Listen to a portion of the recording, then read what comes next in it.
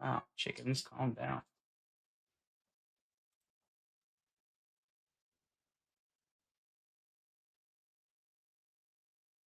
How is this different?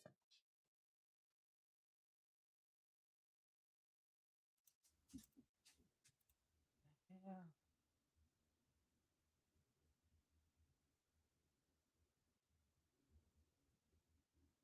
There we go.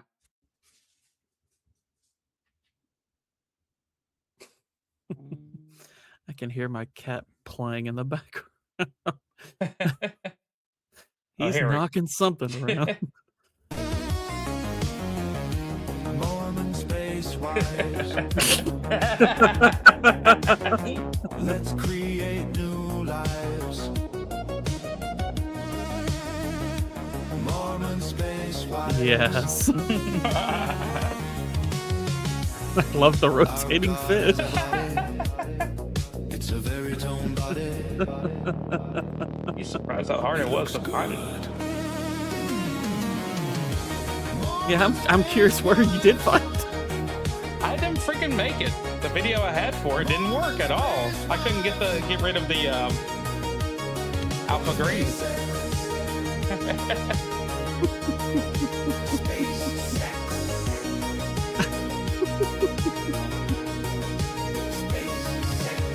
Now, is this a song?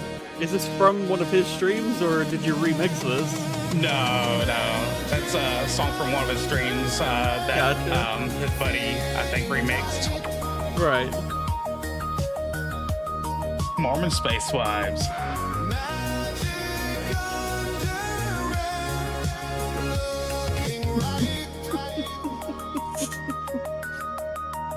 See my pro editing skills here? Hell yeah, man.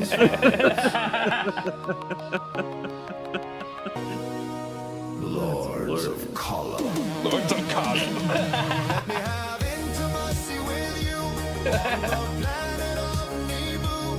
Magic underwear fits so tight. Magic underwear feels so right. Funny part is I'm pretty sure they can all hear us laughing at it, which is totally fine. Yeah, I'm in for it. Hello, people. Mormon space wives. I bet y'all didn't wake up thinking we're gonna hear the greatest religious song ever created. We're here for more than just means. We're here for study, for spirit.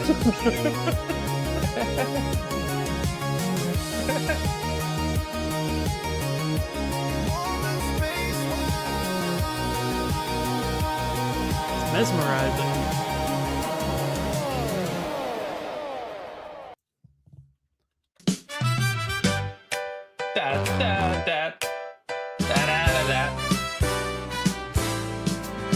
When the day's been long and the road feels rough and the world outside's had quite enough, there's a lantern glow at the end of the square, a friendly old place called the Crown and the Bear. Boots on the floor and laughter in the air, stories get bigger with every chair, from travelers passing to folks from the farm. Everybody's welcome by the fire so warm. Even the Asians. Come on down to the Crown and the Bear. Pull up a stool, we've got time to spare. Raise a glass with the friends you'll meet there at the old wooden bar of the Crown and the Bear. We accept Italians as well. The fiddles might play and the ale runs free. Old Tom's telling tales from '83. The barkeep smiles like you've always been there. That's life every night at the Crown and the Bear. Just don't make it gay, my friend. Come on down to the Crown and the Bear. Pull up a stool, we've got time to spare.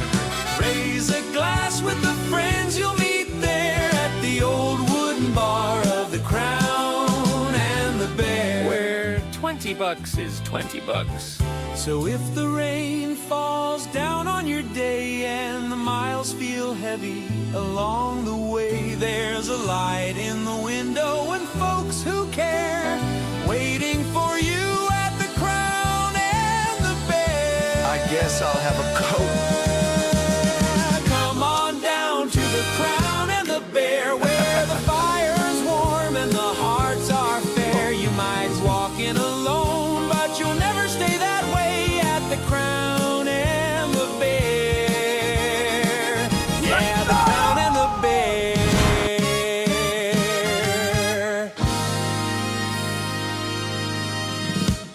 And I just don't think it's going to be as crazy. Beautiful. Oh, beautiful. Hello, welcome to the show. How you doing, Gerd? I'm doing great. How are you doing, good sir? Dude, I've got coffee. I've got some type of soda. I got some hot sauce, some ghost pepper level 6. Yeah. Oh, I'm ready Nice. to go, ready to flow, baby. There's so much funny shit going on here. Like, There is. I mean, we've been away for a couple of weeks, so the Yeah. world has had time to Get off of- surprise us in the last couple of weeks. Yeah, fortunately, politics is kind of like laid off a little bit, and you got a little bit less. Like a couple weeks ago, I didn't want to talk about anybody's attempts on anybody. I didn't want to talk about all that on El Presidente. I don't want to talk about all I got. We got enough coverage. I think we're good. Yeah. But Politics wears on you in a way few things do. like magic underwear, it wears on you tight and right. Yes. But Exactly. But speaking of magic underwear, one of the people that we'll be talking about today is Shad M. Brooks, known for his Yeah. glory of showing you how swords work. I honestly thought the magic underwear thing was going to be a non sequitur. It's like, nope. That was a real transition. Yes. We're into our okay. So the the whole Shad situation came up. If you don't know him, he's a magical person from Australia. That He likes swords. He likes swords. He likes telling people the correct things about swords, and likes saying "nar." Nar. He got so tore up about that. He's like, "No, come on. No. Nar. I can't get over it, but the dude, I've seen some of his rants here and there and all that, and when he's in rant mode, he likes to wear, his I guess his little jacket and shirt, and makes him look like a professional man. But when the first time I saw him, he was a YouTuber, like showing people about swords, and he's in his backyard, swinging away and cutting things, I guess. But and he built a huge following off. I mean, the guy's got about close to 1.7 million subscribers on YouTube. I think he has a second channel. It's probably pretty big too. I know I found him on like FNT back in the day, which I know he's still on that. He was on it right after the debate we were going to talk a bit about. And to be clear, I don't dislike Shad. I think he's funny. I've seen some of his like appearances on EFAP and stuff, and I think he's fun on those. He knows a heck of a lot about, weapons and stuff like that. And if you're into that kind of thing, it can be interesting. Yeah. And to his credit, and I don't know if you're aware of this, but following this debate, I went to the guy's channel who hosted it, Jim Bob, and Shad actually left a comment under there and did apologize for kind of spurging out on him. I was like, oh, okay, that's good. I'm glad you admitted that, because it was a wee bit of a meltdown. Good. I am glad, dude. Was it like a long-winded apology? Like, only reason I spurred out Nar, is because Nar, and like, did he? No, I mean it wasn't like overdrawn and everything. It was at the very least, seemed to put the two of them back on, reasonably decent terms. He was kind of like, look, it was early. I had just, woken up with a little coffee, that kind of thing. I was like, okay, that's fine. But, he admitted I did spur out there. So I'm sorry for that. And I was like, okay, all right. I appreciate that. Good. There's a little redemption arc there. So, but yeah, so we'll get into it. We'll have fun trying to share the screen properly. Let's see here. So let's get into the Twitters and everything that we got saved up after my headphones stop messing up. Yeah, Waylon, if you go to some of their, particularly their EFAT movie streams, where they kind of react to various films, they did an arc last year, I think it was, or maybe the year before, where they did a lot of like kind of movies about like kind of old war and stuff like that, like Gladiator and Troy and 300, stuff like that. And Shad was on a number of those because he obviously has some understanding of like weapons and history and all that stuff. So I know he's still on good terms with them as far as I know.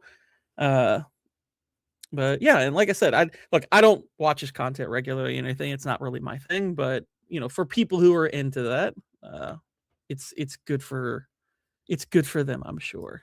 Mm-hmm. Okay. I guess it might be pitch of voice as well. Because it's like, that can kind of get on your can kind of grate on you over time and stuff like that. But everybody's different. Everybody has their their tones and accents and stuff like that. So yeah, he has and this was kind of one of the interesting things going. Okay, so to give this a little bit of framing, so I was at work, and Jim Bob is somebody he's buddies with guys like Jay Dyer and stuff like that, and I hadn't seen a ton of his stuff, but I just started to watch him, and I knew he was kind of in the debate sphere and whatnot, and was pretty good at it. But I saw that he was on an X Space and that Shad was there with him. Now, I've known in Shad's videos where he's talked weapons and war and stuff like that, he can be a little spurgy in those too, but I always thought that was performative. That was kind of him being more or less in character.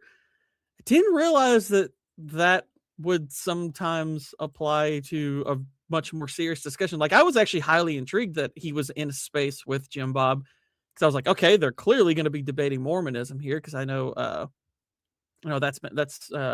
that's Shad's religion, and I know people like Jim Bob and Jay and all them, they're obviously not afraid to engage on that topic.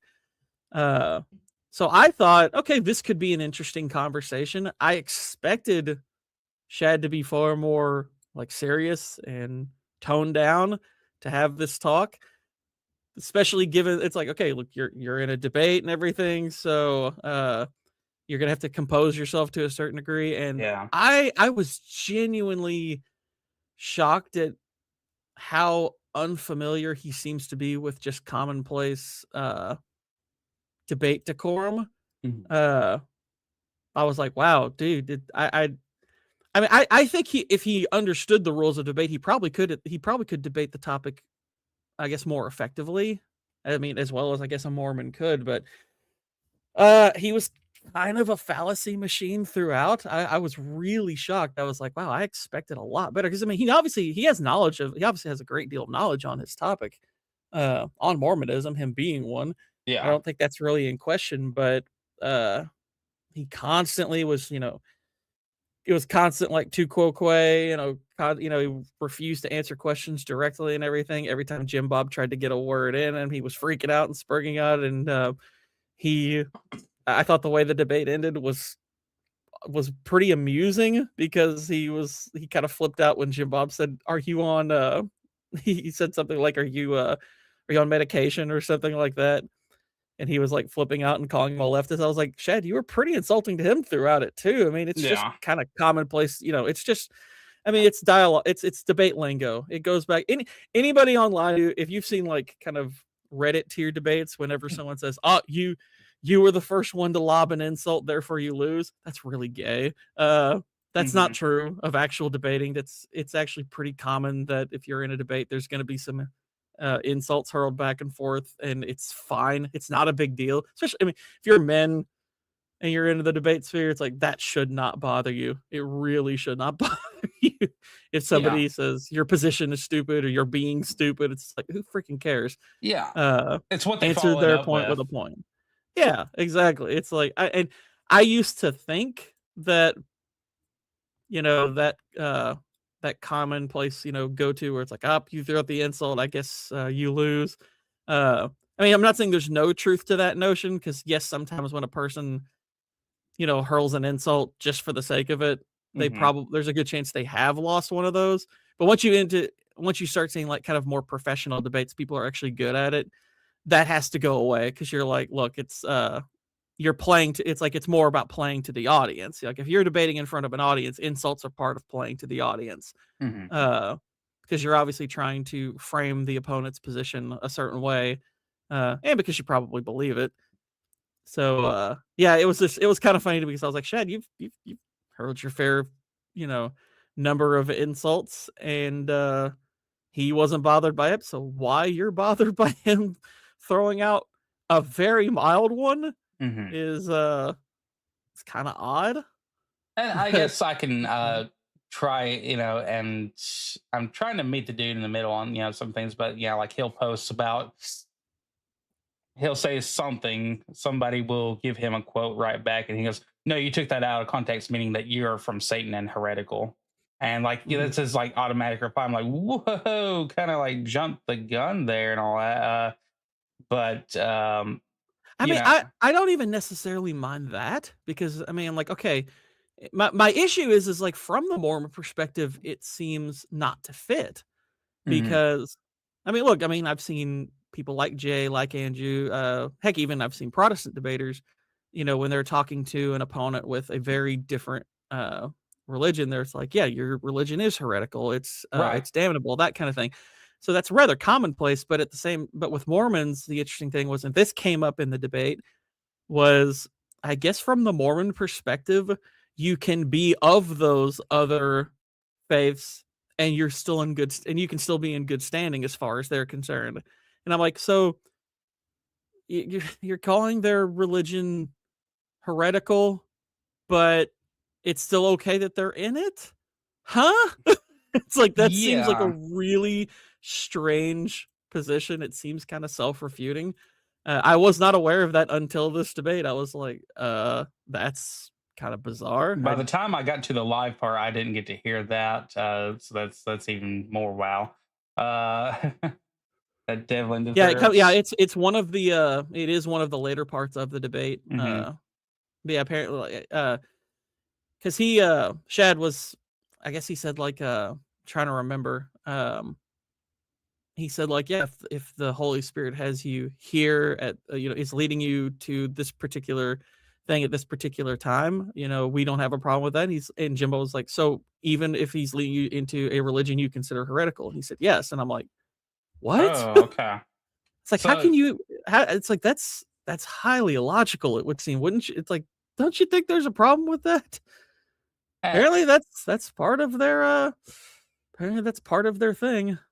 I guess that's almost kind of like what we've been hearing lately, and we'll get into it about the Freemasons. Basically, like, no, you can be of any, as long as you just you're using them, you're using your God to swear in on, as long as it isn't Satan, okay. But my big issue with it was that everybody in their religion can become a saint, and everybody can become a prophet. And because later down here in the comments you have some people saying like, hey, their ideas and their feelings on on black people, and then this one person comes in later, he says, I've been a saint since 1970. And I'm like, what? And and he goes, and oh yeah, and also this right here, it says, I'll make it simple. If you call us Mormons, there are only two options: you're ignorant or you're hateful. but what are we doing here? If you call us Mormons, like what? You And don't want to be called Mormons? What? yeah, What? I don't know where this comes from, because he has said that he is a Mormon, right? I I would think I'd have to see. I'm really I confused with it. don't I know mean, where do that they? came from. That's really bizarre. I didn't. It's like, did they not want to be called Mormon, or is he talking to some? Let's see. Sorry. Scroll up. So I can't. This is the annoying thing. People is like, I can see it on the YouTube stream. I can't see it in StreamYard. This is so. We're Oh fucking dang! I like, thought it was sharing also in our StreamYard too. I don't. Yeah, I don't see it. Okay. But yeah, it's Let that's me. bizarre. A Mormon doesn't want to be called Mormon. I guess it's what they want to be called, a Latter-day Saint. We don't call you. I'm not calling. I mean, it's. I mean, I'm not inherently against calling someone a Latter-day Saint. I guess as far as like There you go. identifying their religion, but Mormon's a lot easier. Okay, yeah, we see it. Okay. Now see it. Now see it. Okay. So I'm kind of confused here on. Scroll back all the way up. Like maybe Mhm. there's something a Okay. little bit. Further. Is it? Are Mormons Christian? I'll make it simple. If you call us Mormons, you're ignorant. Wow, that. Is this some like new rule? I've never heard a Mormon object to being called a Mormon. Never heard that. Now I'm curious. Now I'm like, hold up.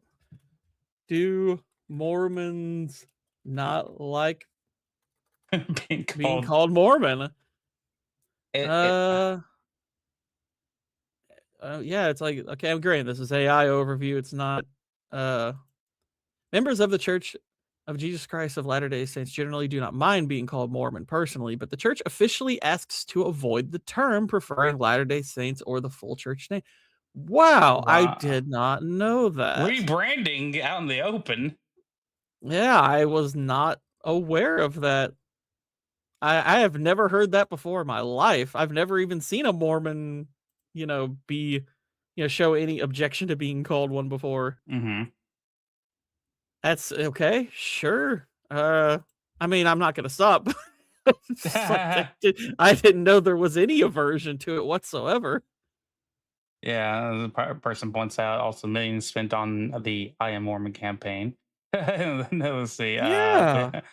The church when it was ran, the I Am a Mormon campaign. Yeah. So, I and mean, if then, there was ever like, I mean, you would think like if there was ever like a Latter-day Saint Blade Runner type movie, they'd have the company saying Mormon than human or something. They could have that slogan, Mormon than human.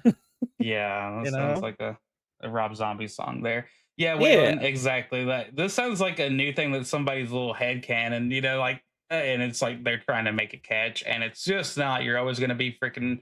You're gonna be a Mormon. And that's kind of that's indicative of a lot of these, I guess, religions that branch out from true religion, is that they're subject to change at times. Mm-hmm. I mean, shoot, we see that all throughout Protestantism. We're seeing that, I guess, in Mormonism in real time, I suppose. Because yeah, I have never heard that, and I have cousins who are Mormon. I have never heard. They never said anything like that. Yeah. I guess same thing's going on with Roman Catholics trying to basically say, the Pope isn't as important as we originally meant.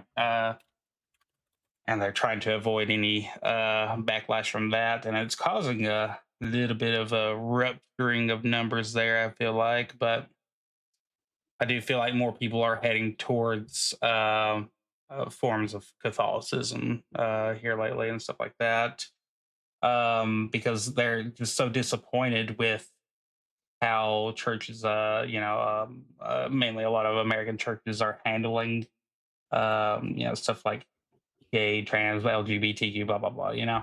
So nobody's really caring for it. I wish more churches didn't care for that kind of thing. Yeah. Unfortunately, some are trying to usher that kind of stuff in, sadly. I mean, like I was spoke on, last time, that's the whole get you at 1.5 speed, catching up only 25. Oh, so he got to hear like a double remix of the song earlier. Go Blue. So yeah, You got to hear Mormon Space Wives at 1.5 yeah, speed. Moment Space Wives. which the originally is faster. So let's Yeah. see.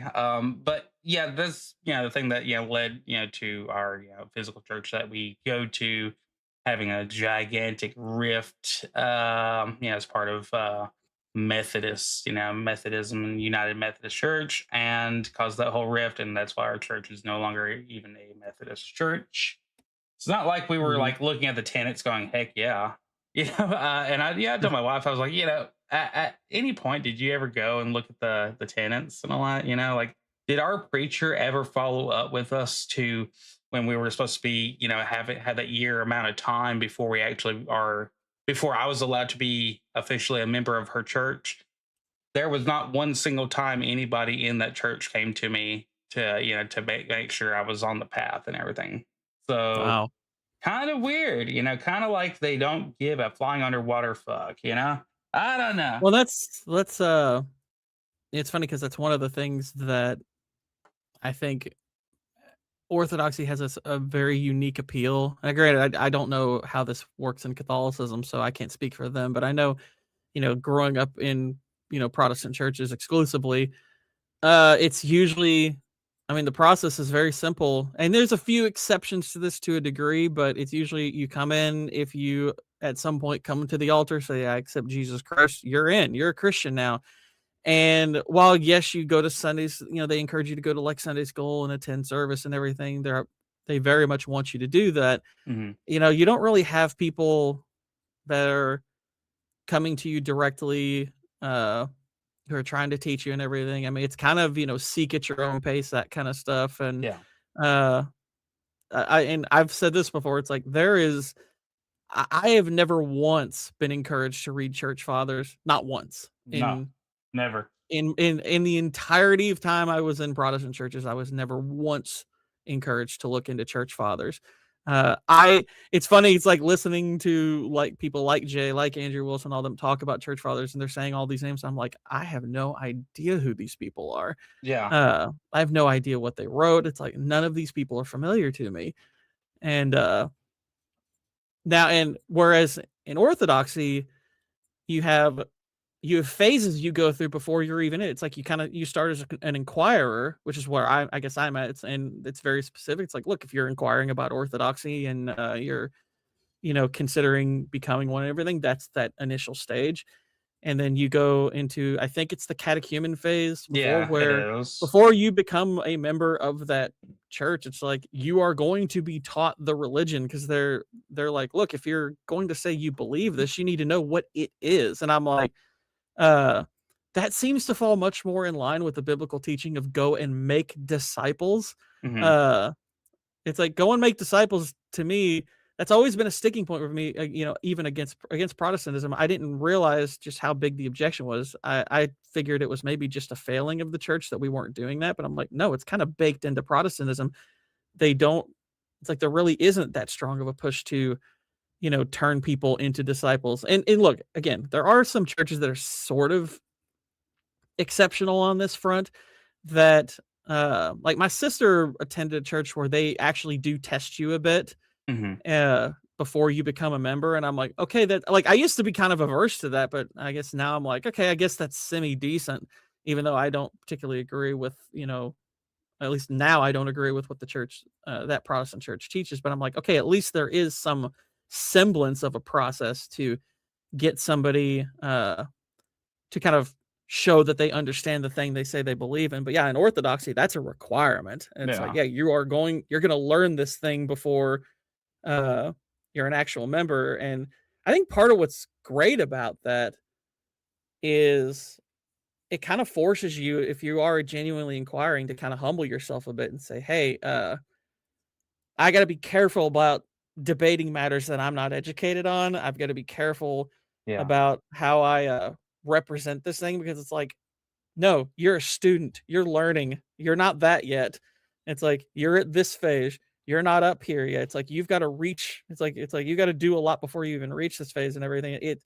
I think that's good to have kind of a hierarchy right from the outset. It's like, nope, you're down here.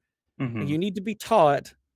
And then, yeah, it's like once you learn this, if you take those necessary steps, you'll go from inquirer to catechumen to you'll be catechized, and now you're a member of the church. You're baptized into the church. And I'm like, gosh, that's actually that's great. I think that's great. That gives you a much stronger foundation, much stronger standards than just walking in saying, I accept Jesus and you're fine. It's like, yeah, it's like it's like there's it's funny because now I'm kind of well, I mean, Jesus, well, the well, come up later, yeah. It's kind of is, but it made me think about some of the stuff I used to watch as far as like kind of videos about like gospel preaching and stuff. And I'm not trying to disparage the individual. I think the intent is noble.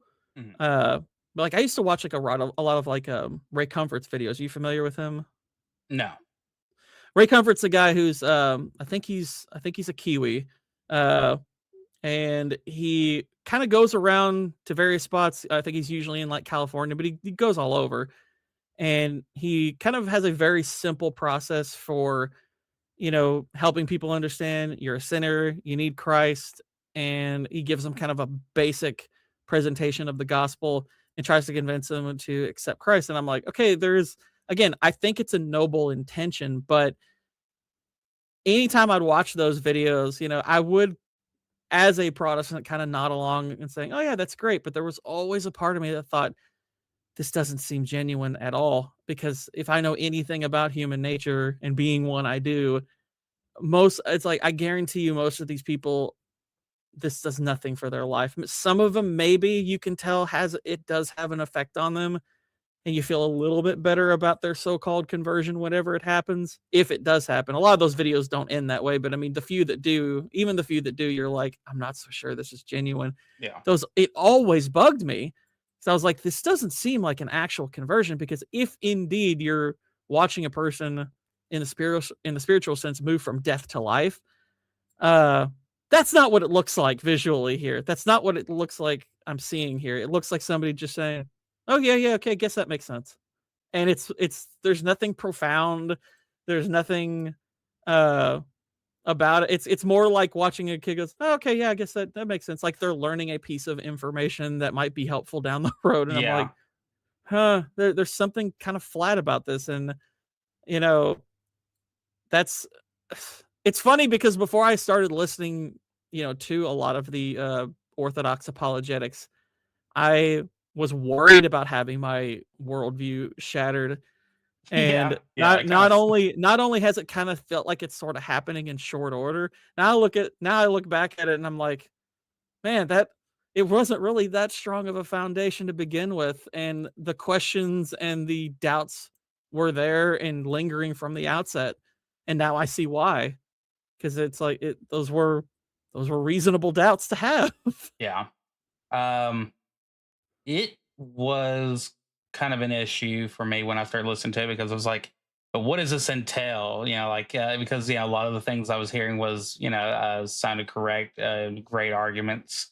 But I was just like, but what does this mean? Like, have I been doing so much wrong? And so my thing is just a little bit back in the conversation is it's hard for Americans, especially people that are Americans are known for kind of being a little bit stubborn about things, and also a lot of us are so independent that in our own ways, and we pick and choose where we want to be independent at times. But when somebody tells you, hey, there's actually, when it comes to your faith and your religion, you actually have to study. You actually have to do X, Y, and Z. And a lot of people look at that and say, no, if I read the red letters And I say that Christ is, Christ came, then that's it, and don't you dare, push anything on me. Don't you tell me anything about what I'm doing wrong, or I'll just leave this church. I'll take my money with me. You know what it comes down to is it comes down to, to money, and you just like, well, we're not going to go here, and we're going to talk smack about it, and that's it, because you felt like somebody actually asked you to do something. And yeah, you can go to a lot of these churches and simply sit in the pews and sit there quietly, and just if they do this, you do that with them or something like that. You don't have to be a member of that church. To enter that building, you do not have to be a member of that church. You can just come in the building. With a lot of these churches and all that. But if you want to be called a member of that church, then there are policies that you have to follow. There were just a few that we had to follow, in the Methodist church and all that. And they kind of had, we had a preacher fall out because, he went through divorce. So therefore, he was, he could do like some guest speaking and stuff like that, but he was, now no longer allowed to be a preacher and do this and do that. So that's whatever. But at no point did anybody, and I felt that it was a failure on many churches I've visited, been in, is that there was no follow-up. And if there was follow-up, it was simply outside smoking a cigarette with the older men, and they'd be like, so blah blah blah. And then at some point some dude tried to get me into the Masons. And trust me, this old dude that was trying to get me in there, like everybody knows him, that he's one of those, he was a tough old dude, master carpenter, and had made plenty of money doing it, but was a very humble guy, very nice guy, quiet guy. But because I knew just a little bit more history about them, because I looked at his ring, I was like, oh, Mason's ring. And he's like, yeah, what do you know about them? And I was like, oh. And so we got into this conversation, and I was like, but and I did give a like little disclosure, like a little warning. I said every chapter is different, so I know that there are many chapters that practice different kind of policy and stuff like that. Some of them are basically filled with nothing but Christian men, but some places are different. And he's like, well, no, it's it's based on Christianity. I'm like, well, your chapter might be, and I didn't want to argue with him because I'm like, I'm not joining anyway. As enticing as it is to chum up to certain people and stuff like that, who you find actually cool and interesting. It's just not, it is not worth getting into something, and he's, he was trying to already let me know, like, yeah, a lot of people make up a lot of lies, like saying, stuff like the gay stuff happens in there. He goes, that I've never even seen or heard of that in there. He goes, but I was like, oh yeah, and yeah, but he was just trying to give me that introductory talk and all that. I was like, listen, I've got a job, and I'm not old, and I'm not full of money. I don't really, I would not be a good fit for that place. And he was like, oh, no, it's not about that. But I was like, yeah, sure. Okay. So I got to go, but thanks so bad, so the whole Mason stuff is, I have a bit of a Mason connection myself, as far as like we both encountering it. So yeah, I, when I was, I think like 16 or 17, I went to my mom and I, and occasionally my younger brother at the time, we did this Bible study with this couple, and they were a really kind couple, a real nice house. And the Bible study was Henry Blackaby's Experiencing God, which well before I got interested in Orthodoxy, learned I was always a little bit bugged by the Bible study, by that particular one, and only later found like that it's had a really negative kind of permeating influence even in Protestantism. Like there's a lot of like Protestant churches now that outright reject it. But so we did this Bible study every week, and it's a pretty lengthy one too. I want to say it's like something like 17 weeks long. It's pretty long.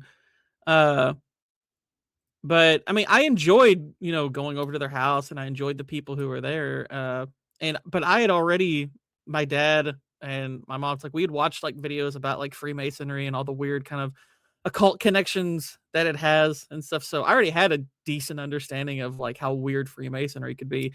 And we learned late into the Bible study, about 1 or 2 weeks before it ended, that the guy leading the Bible study was a Freemason. I was like, really?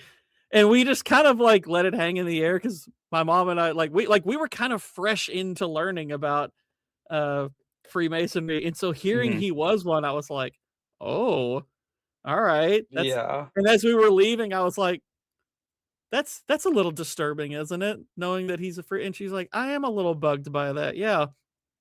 And I was like, granted, he may not be like high up in it for all I know, but I mean, he was a relatively older guy in his 50s.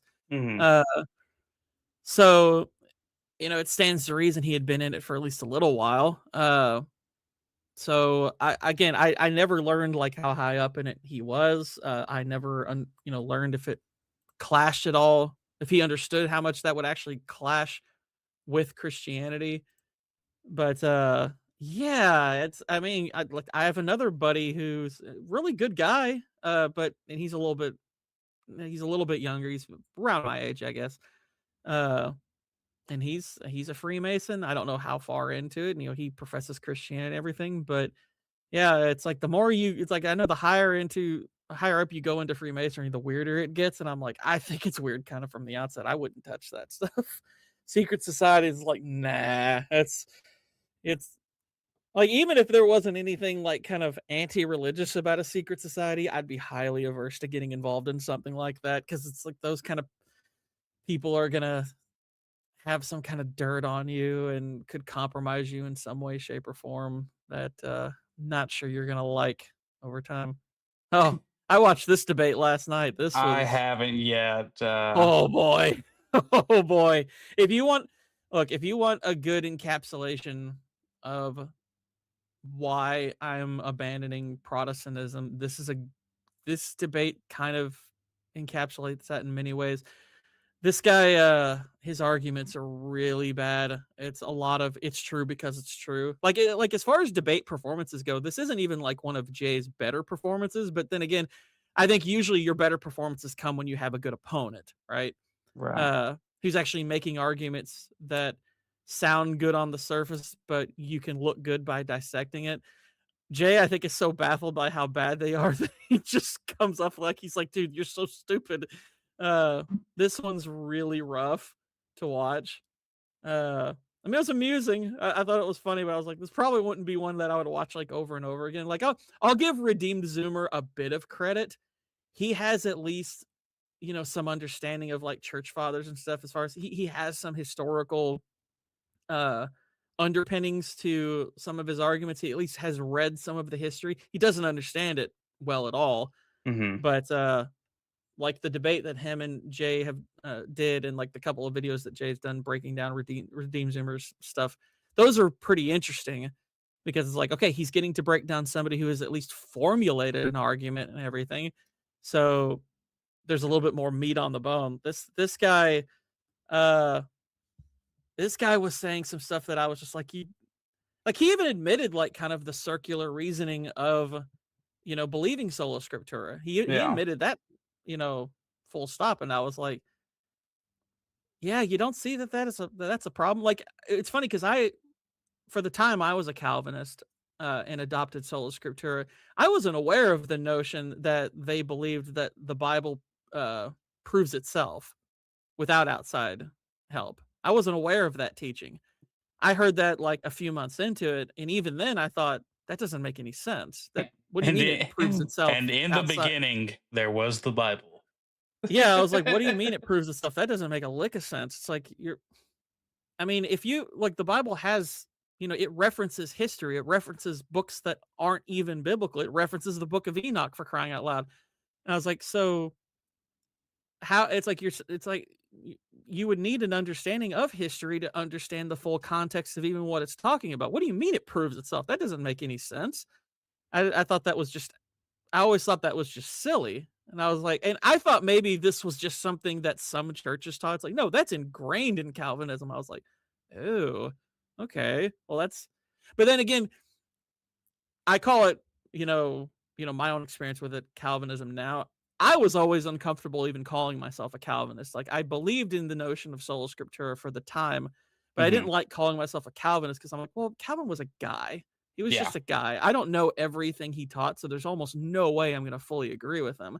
Right. So I don't like I just called it, biblical Christianity, And that kind of thing. did you attend Calvinist church? Yeah. Okay. They didn't, it wasn't called like First Calvinist Church or First Church of Calvin or anything like that. It's just, their position seemed relatively similar to my own. They didn't go around requiring you to call yourself a Calvinist. It was just, that was one of the things that would come up sometimes, is like, look, if we're talking about the discussion between Arminian and Calvinist, the pastor, now granted, like the pastor never really, this is kind of one of the things in Protestantism, you were never really asked to, you were never given a requirement to say whether you were Calvinist or Arminian. You were kind of allowed to agree to disagree. So there were like the church that I was mainly in, that it's like the pastor was Calvinist, but not everyone in the congregation was. And it was just like, it wasn't seen as that big a deal. And what's funny is the further I got into beliefs like sola scriptura, I was like, well, hang on. If we're Calvinists and, we believe in the total sovereignty of God, then how do we go around not saying that the Arminian side is completely heretical? Because it's like there is a fundamental, huge difference between the two when you get down to the nature of it. And I guess I didn't realize at the time that I was like, if what we're saying is true, then it's like, I don't know how we call the Arminian side Christian, because it's like they don't understand who God is. And it's so funny going back and thinking of these arguments I was making then. I was like, I feel like I was formulating some of the basis for what's now my more orthodox leanings, because I was like, look, if you have a fundamental misunderstanding of who God is, how can you say you worship him? But that's not a Calvinist teaching. That's not an Arminian teaching. That's not really a Protestant teaching. It's like, kind of, as long as you're in the Protestant sect and you have some understanding of who he is, you're kind of okay.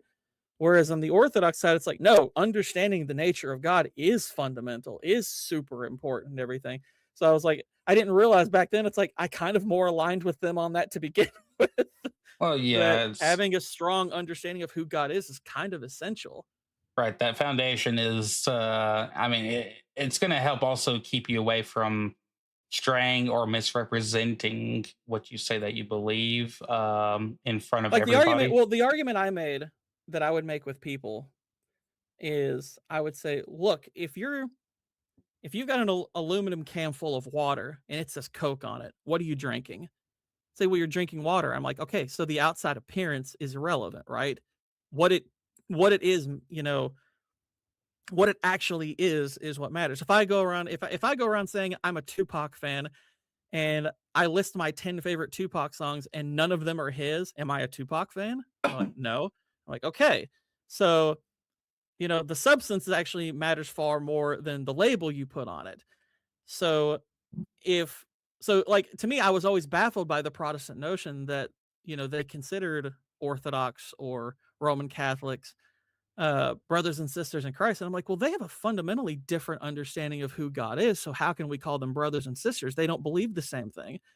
But that wasn't the position they held. And now getting deeper into Orthodox, I see it's like, that is a position that the Orthodox hold, not so much the Roman Catholics. The Roman Catholics have some really bizarre beliefs about, like, I think Muslims can be saved being Muslims because they think, well, they're appealing to the right God. They just don't know very much about him. That's a whole different topic, though. Yeah. But it's funny because now it's like my own. I think part of the reason why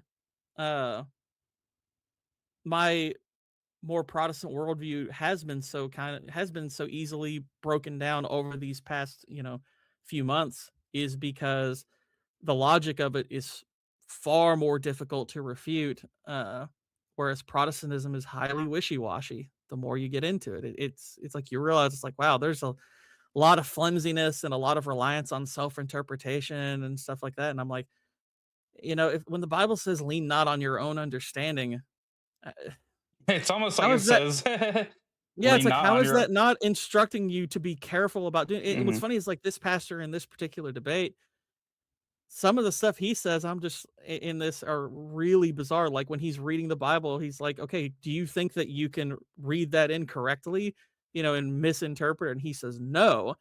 And Jay's like, well, then you're infallible. It's like, you're basically saying you're infallible. And I Mhm. was more saying that I was like, you're basically encouraging people to lean on their own understanding. But how can you say that when there are so many different sects of Protestantism? How do you know which one is correct? It's kind of a fundamental problem with Protestantism. It's like, what do you appeal to know you're correct? Just saying, well, the Holy Spirit. And I'm like, that's what all of you say, though. Yeah. So who's right? That's what we're trying to get to the And meat of. It's like, which one of you is actually correct? That's what goes back to Mormonism from earlier, is that to them they can as I think Billy Bob, is that what he goes by? Yeah, basically he said Jim Bob. Okay, Billy Bob. Is that Billy Bob? No, Billy Bob. Yeah, Billy Bob was telling him, breaking down the Bible for him. So Jim Bob was basically, he made a good point. You're all Joseph Smith. You're all, potential prophets and all that. And it's like, well, there's a way, and that you can identify, and I have a whole video on it, and blah blah blah. I have a whole video on it, and he's like, yeah, but you can't really just tell me, like you can't tell me anything about it, like how can Yeah, it's you like, give me a all? reason why. Yeah, it's like Shad, well, give him a reason why he's wrong in the moment. It's like, look, I don't necessarily mind a person in these debates saying, look, I made a whole video of it on this, especially in an impromptu debate that kind of comes out of nowhere. Because Jay has to do that sometimes too. Is when somebody calls in, he's like, look, I made a whole video of this that you can go into here. It's a complex subject, but so I don't necessarily mind that Shad did that in that debate, but it's like, okay, but he's making a very specific singular point about how, in your all's view, it's like you're kind of all prophets. And I would even argue this is a problem in Protestantism also, is if you're, if you think while reading it that you can't go wrong because you're being led by the Holy Spirit, I'm like, well, given how many people have different interpretations of different passages, how are you not the prophet in that moment? How are Right, you not? right, I mean, and because you are ultimately the arbiter of what it does and doesn't say. And this kind of speaks to the point Jay often makes, that every generation you basically have to reinvent the wheel. And I'm like, yeah, that is a major problem. It's like you don't have a tradition you can appeal to. You're basically reinventing the tradition every generation. I'm like, yeah, yeah. yeah, of Vatican and Vatican II, which Vatican II, the just Vatican surface. harder. The surface layer of this is I love to skim Vatican II. You can just say it, Vatican II. Vatican but II. but Return of the Vatican. but Vatican harder. That's killer. That's great. Yeah, that just absolutely changed a lot a lot of things, and I don't know. One of the things I learned about, because one of the questions I actually I had answered recently, was because I was reading a little bit about the schism between Roman Catholics and Orthodox, and they part of it it more or less broke over like the powers that the Pope had, and so I was like, well, wait a minute, does that mean the Orthodox have a Pope, and is it the same one? Well, they do have a Pope, but it's not the same one, and I was like, oh, Mhm. okay, but it's more like they just treat their Pope as it's the head of the bishops. Uh, the current Orthodox Pope is I'm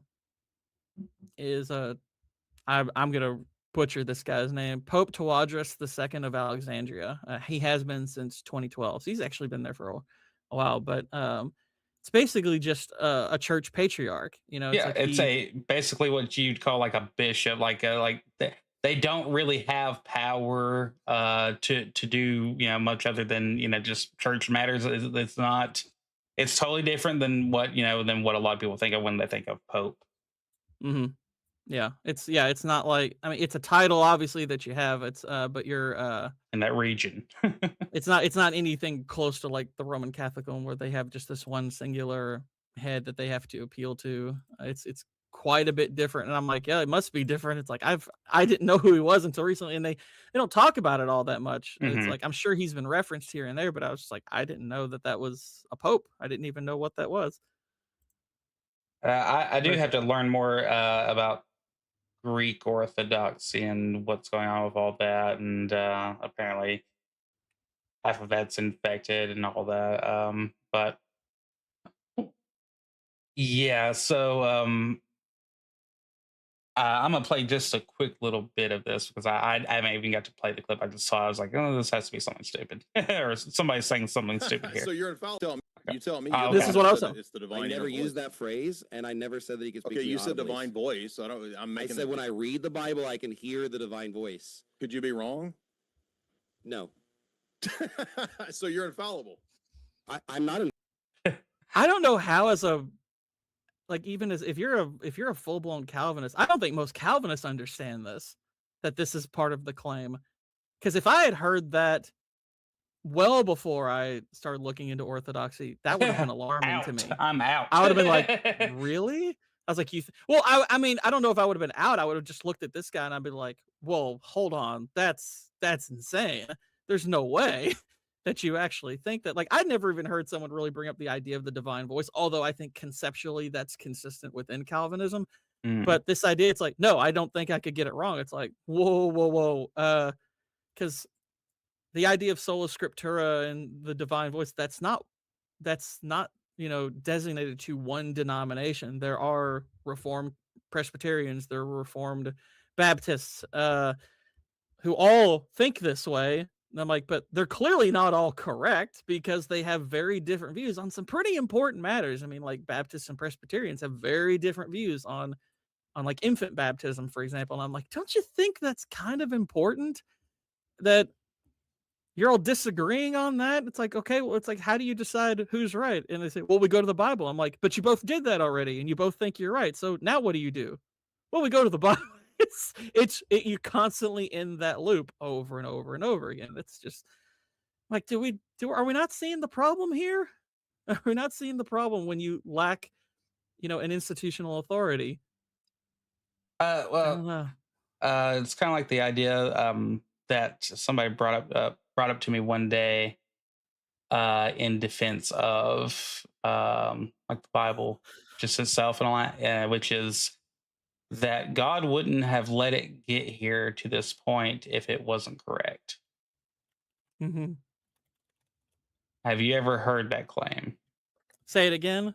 That God wouldn't have allowed the current Bible to be here if it wasn't correct. Yeah, I'd hear that a lot too. And I'm like, look, I'm not saying there's no merit to that claim, but the problem is like, well, there's more than one biblical canon. So again, this kind of goes back to the problem of saying the Bible just proves itself. And I'm like, well, but people don't even agree on the canon. So who's the authority to tell you what the canon is? Is it just you? Because the Bible certainly doesn't have a list within its pages telling you, okay, these are the books of the Bible. That's not in there. So, and this is a point Jay's brought up too. It's like the idea of sola scriptura is defeated pretty easily when you realize, well, the whole canon didn't always exist. So how can you say, well, it was sola scriptura when the totality of scripture wasn't even formulated until the 5th or 6th century? So you can't have sola scriptura without scripture. And we didn't have the fullness of scripture at that point. So they clearly didn't appeal to it. And if you don't know what all the books are, it's like, well, then what's self-proving about it? It's like you need another authority. This is why Christ established the church.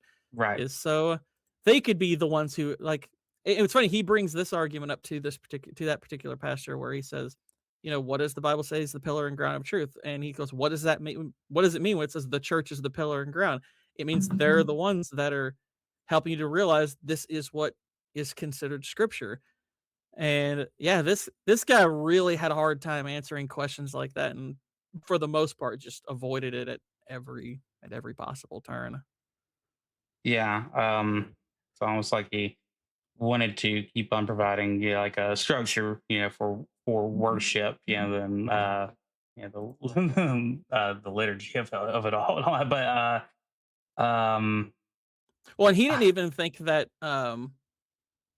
like he didn't realize that, like, like old like first century Christians who didn't have like a church building still worshipped liturgically and with icons. He was like, "Oh, that stuff didn't exist," and he was like, "Yes, it did." Yeah, it did. It's like, and Jay then provided a source, and the guy's like, "Oh, well, if that person says it, it must be true." It's like it's like you said it didn't happen. I can at least give you a source. What's the evidence for your claim? But he didn't have anything.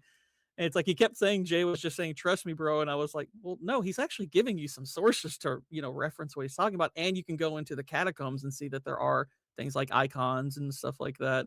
It's like that stuff isn't new. It's like it's like Jesus attended liturgy. It's like that's how he worshipped, is by attending liturgy. But were we like, given an idea of, were we in the Bible, were we given an idea or by the church fathers, who carried on after the formation of the original churches?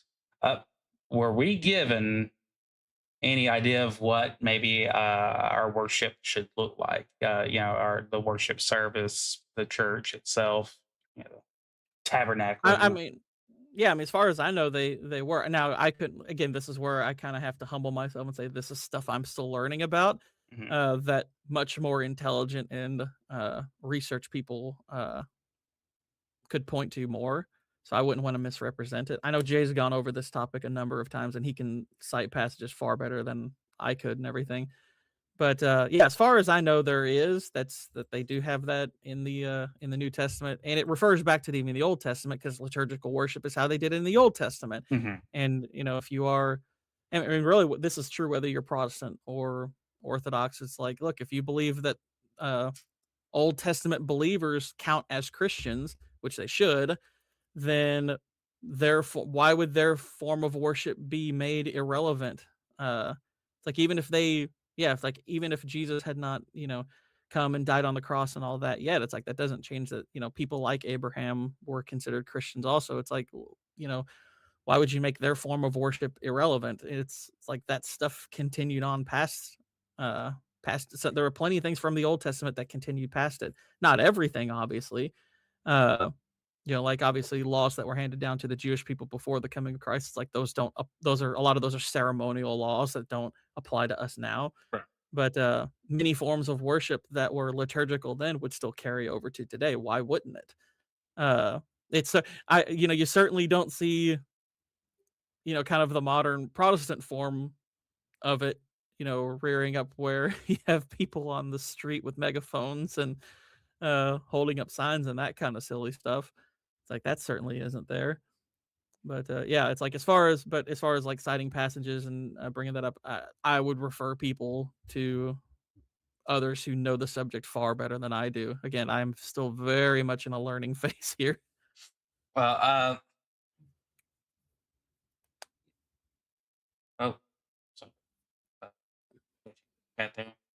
so yeah, you're underwater. I didn't hear that. You're underwater a bit there. Okay. I was sorry. I just was catching up on chat there, and I saw that good one. I miss you stroking my hair. Wait, what? Sorry. But Canola's out here handing out favors that he still owes me and stuff like that. I don't know. Yeah, there's this. Speaking of gay, let's go talk about. Oh my goodness! All right. Speaking of that, let's see. Let's talk about this situation with Sam Alberry, who's This broke yesterday. Although, from what Mr. Dyer was talking about, he called this a long time ago. And he's been harping on this well before this reveal came out about the people connected to Alberry. But yeah, we have another instance where a church pastor in the Protestant sect was discovered to have an inappropriate relationship with a member of the same sex. Yeah. Oh boy. To have the capacity to be attracted to people of the same sex. And I would say on that issue, I don't think it is a sin. All of us will experience. I don't think it is a sin. Look at this. Look at this. Look. I don't think it's a sin. Looking at the audience. All of us will experience certain forms of temptation. virtually all of us will experience certain forms of sexual temptation. We don't tend to choose the particular form temptation takes. What is our responsibility is how we respond to temptation. And the Bible is very clear that we need to flee sexual sin. So the Bible makes a distinction between temptation and sin. Jesus in the Lord's Prayer says, "Deliver me from temptation, but forgive us for our sins." So that the experience of being tempted is not in and of itself a sin.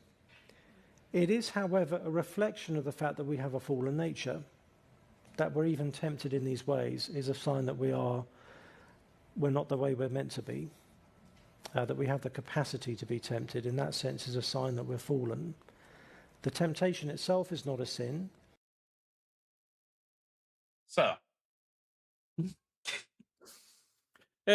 I'm more just kind of chuckling. It's like, oh, it's like, what are you dancing around there? It's like it doesn't seem like a well thought out response. It's like he just keeps saying the same thing over and over. It's like, what are you dancing around there? It's like, yeah, oh, it's just, like I saw, I can't remember where I saw it, but he said something far more damning even than that.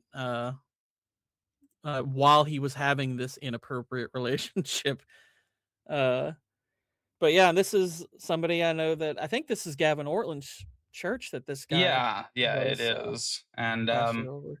I did read more about the West Huff Association, because West Huff had I think we'll see here a couple of pictures with the two.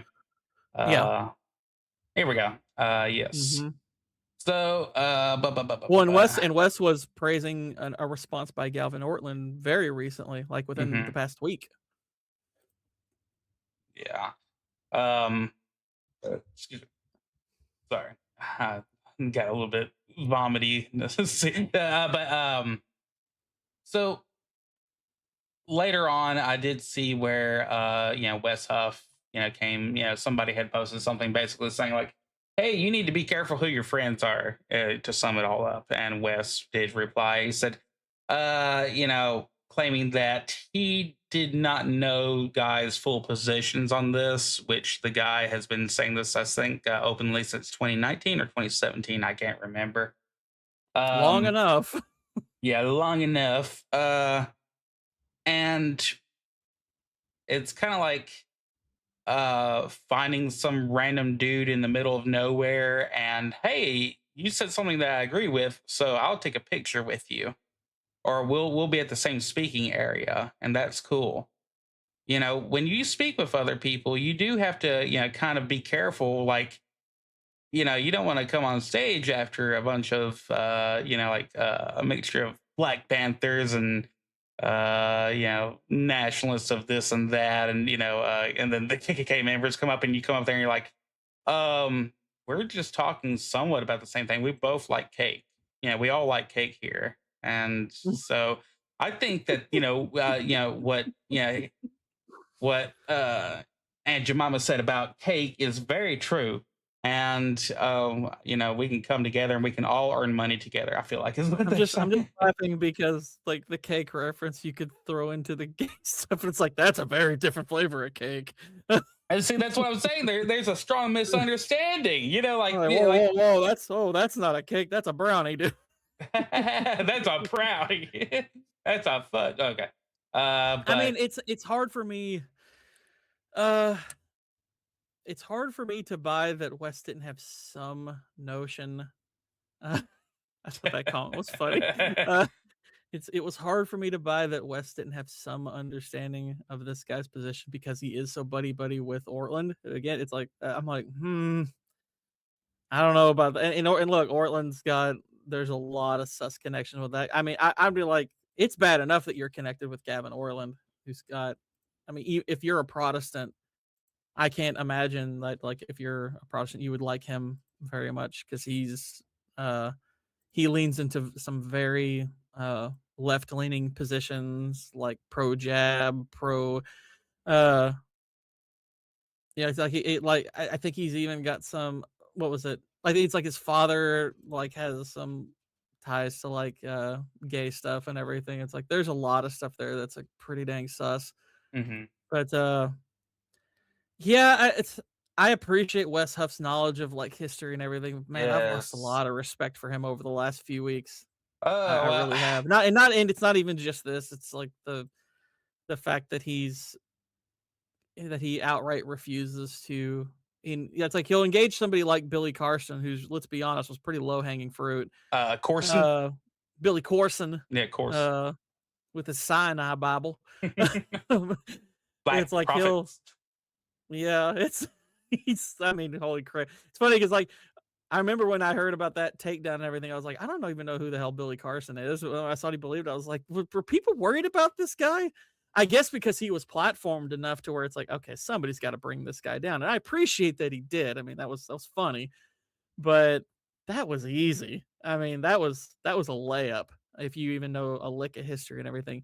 The fact that he's not willing to engage whatsoever, in much tougher debates and in people like Jay and everything, and I'm like, man, that's pretty bad because I'm like, if there's again, it's like I always felt wanting in this area. It's like if you're a Protestant, it's like where are the good apologists? I guess John Lennox is a pretty good one. Even Jay's had pretty good things to say about John Lennox as far as how he argues, but that's about it. And John Lennox is, he's pretty old, so he's not going to be around much longer. And I'm like, boy, the apologetic scene for Protestants is pretty rough. And I'm like, Wes, you have all this knowledge and stuff. It's like if you have stronger arguments, then they certainly would need you out there and everything. But I think the reality is that he doesn't. I think the reality is that Protestantism just doesn't have the arguments. I mean, because and this is kind of what, like, if someone were to ask me, how should I approach Jay's stuff? If you have an interest in orthodoxy, if you're willing to let your beliefs be challenged a bit, it's like start with his debates on people you mutually disagree with. Or like I kind of started watching his debates with like Mormons and atheists and people like that because I'm like, okay, I already disagree with those people. I won't have kind of that defensive response if I watch those. But it will at least familiarize me with his debate style, with how much he knows. And granted, I'm sure he'll throw a few jabs at Protestants along the way, but I'm okay with that. I can live with that. And it's once you start doing that and you get that familiarity, it's like, okay, now you need to move into the circle where you're seeing your own positions challenged. And I was surprised that maybe aside from like the more kooky belief systems, like like Black Hebrew Israel and stuff like that, Protestants perform miserably against him. They really perform miserably against him. And that debate with that one pastor last night was a good indication of that. It's like the arguments that I see Protestants have in these theological debates and these apologetics debates are just terrible. They're so bad because they're just by nature they're just highly circular. Yeah. There's really no way, and they really have no out of like as much as we goofed on Shad for him kind of spurging out during the Jim Bob debate. I think Shad performed better in that debate than most of the Protestants I've seen debate Jay. I think he did, at least as far as the points he was making. Like obviously his emotional outbursts and his refusal to answer any questions without questions was highly annoying. He performed horribly as far as like the structure of a debate goes, but he at least had much stronger points for his his arguments than most of the Protestants I see in debates with Jay. I was like, dang, it's freaking rough. Yeah, I did respect that. When it comes to the simple parts of debate, or at least an argument or conversation in general is when not Billy Bob was saying all right, whoa, first question, and then he go okay, and or he go whoa, like let's hold up, or let's stop, like please, like just hold on 1 second, because he would instantly jump. I mean, to be honest, dude, he argued a lot better than I've actually heard some of the Roman Catholics who called in on Jay's show and stuff like that. Like I would say Roman Catholics as an opposing position have probably fared the best, because there are, similar roots. It's just, but where they start to falter is once, at least as far as like their debates with people like Jay. I haven't seen Jim Bob debate a Roman Catholic yet. I'd like to. There's like Nick Fuentes, I know debated Jay when he was like 17, like way back. And Nick was a pretty good debater even then. But I know like kind of the common refrain for the Roman Catholic side is the keys, the keys of the church and everything. That's the default they go back to over and over, and it's very weak. It's a very weak refrain. Once they get pinned down, it's like, well, but Peter has the keys, and it's because they're trying to, I guess, argue for the origin of the papacy, and they're like, well, Peter was given the keys, so that's the first pope, and we have that, so we win. Like that is the most common refrain you get to, but it's usually they do at least relatively decent until you pin them down enough to where they just have to revert to the keys argument. Then it's like that's all they have at that point. The keys, Gord. The keys. The keys. The jangling keys. Freaking, they got the keys. All right, hold on. I got to take a quick little look-see right here. Statement from Emmanuel Church about some already engaged in an appropriate relationship with another man in 2022. Didn't think it was disqualifying, and still decided to bring him on as he is one of the pastors, as a small correction on this. And that was something else. Is like some of these places got like 20 different pastors. They got, pastors for the kitchen group. They got pastors for, how many pastors do these places need? Shit. All right. And one thing, I don't know if you can pull the picture up, but there was that statement I thought had a very telling and disturbing aspect to it. Let's see if I can find, maybe, I don't know if I bookmarked it, but I might be able to find it here. So that way I can actually read the thing. Yeah. Emmanuel Church. I'm searching. Okay, I found it. Yeah, read that out, Gordon. I mean, I don't want to read the whole thing. It was just this one particular point that I thought this. Okay, yeah, okay. It said, again, this is a whole thing about Sam Alberry being engaged in an inappropriate relationship with an adult man. It says the elders are unanimous in their decision that Sam is currently disqualified from gospel ministry. And I said, what do you mean currently disqualified?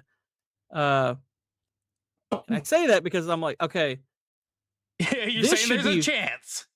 Well, it is, because I'm like, this should be a pretty final thing, because I'm like, one thing, and I know that's in scripture, like there are certain sins you can commit, in a position of leadership where, yes, you can repent, you're not, removed from the church. However, your chance, it's like you being in a leadership position, that's forfeited for good. It's like, okay, but it used to be that, yeah, if you were a pastor and got divorced, well, you no longer qualify to be a pastor.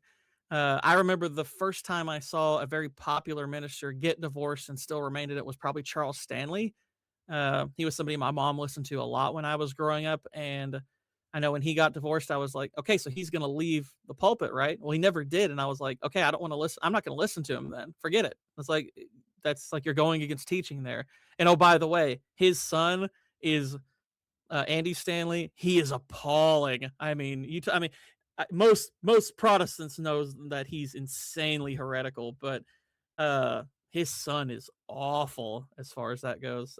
He's about as left-leaning a pastor as you'll ever see. And I'm like, well, his dad didn't give him the best backing because his dad was betraying the teachings of scripture. But I'm like, when I saw that in the statement that he is currently disqualified, and I'm like, that should be forever disqualifying. Yeah. There should be no coming back to a leadership, for gospel ministry at that point. It's like he should be permanently disqualified from that. He can be a member of a church after the fact, after he's repented, but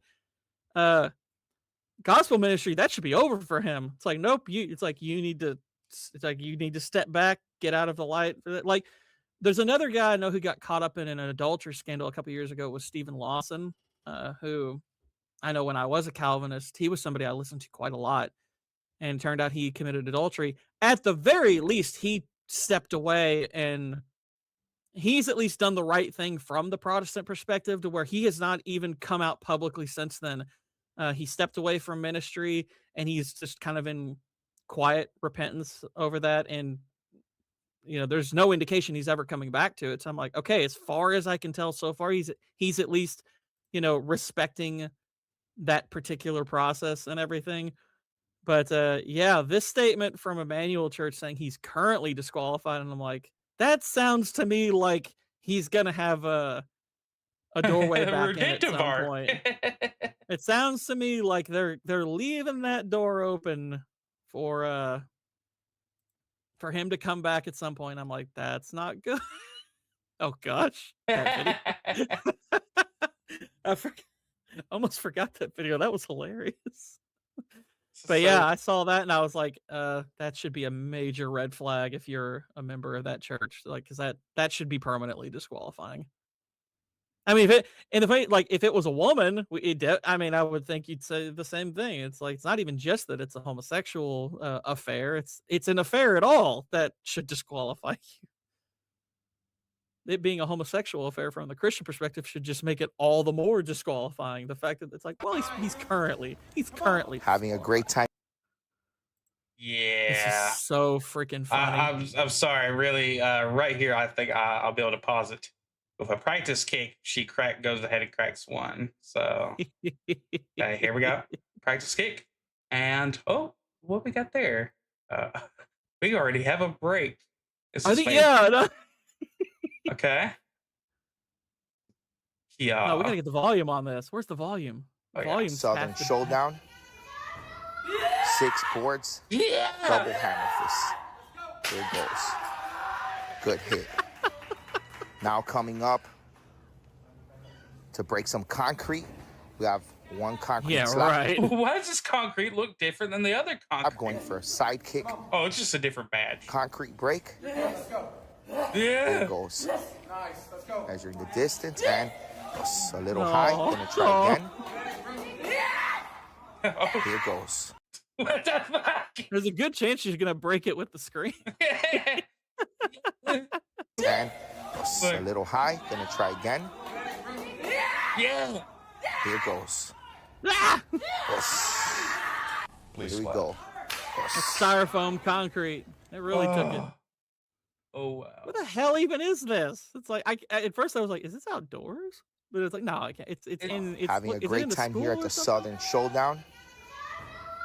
6 boards. This 6 feminism. The patriarchy is broken, boys. Looks like we're done for. Oh my gosh. Yeah, this is Wes Huff versus Billy Carson, right? Oh. So, no, it's not. No, it's not that perform. But still, it's boy, that was. I saw this and I thought, what the hell is going on here? Why is she screaming this much? And why are we pretending these things are not made of any? Why are we pretending these things are made of what they're saying they are? These are coursing pads right here.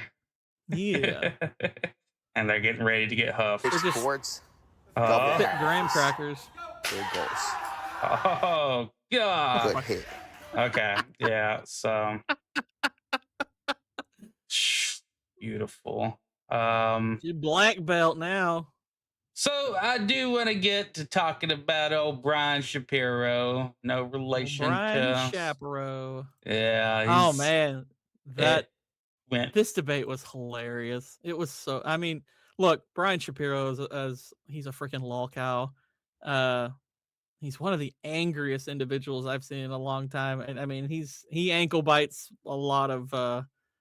I think like part of me wants a lot of these people to stop debating him because he's using them to platform himself. Yeah. I think pretty clearly. But granted, I understand why they do because it's highly memeable.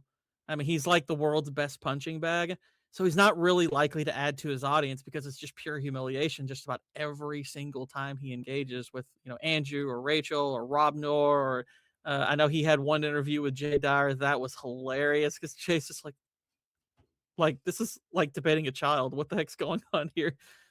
But my big question is, why do people gotta ruin this hat? Yeah, the right? newsboy cap. I have a couple of newsboy caps, and I'm Me like, too. And you guys are fucking ruining it. Not you, but like this little shit. leprechaun's ruining it. Oh god, man.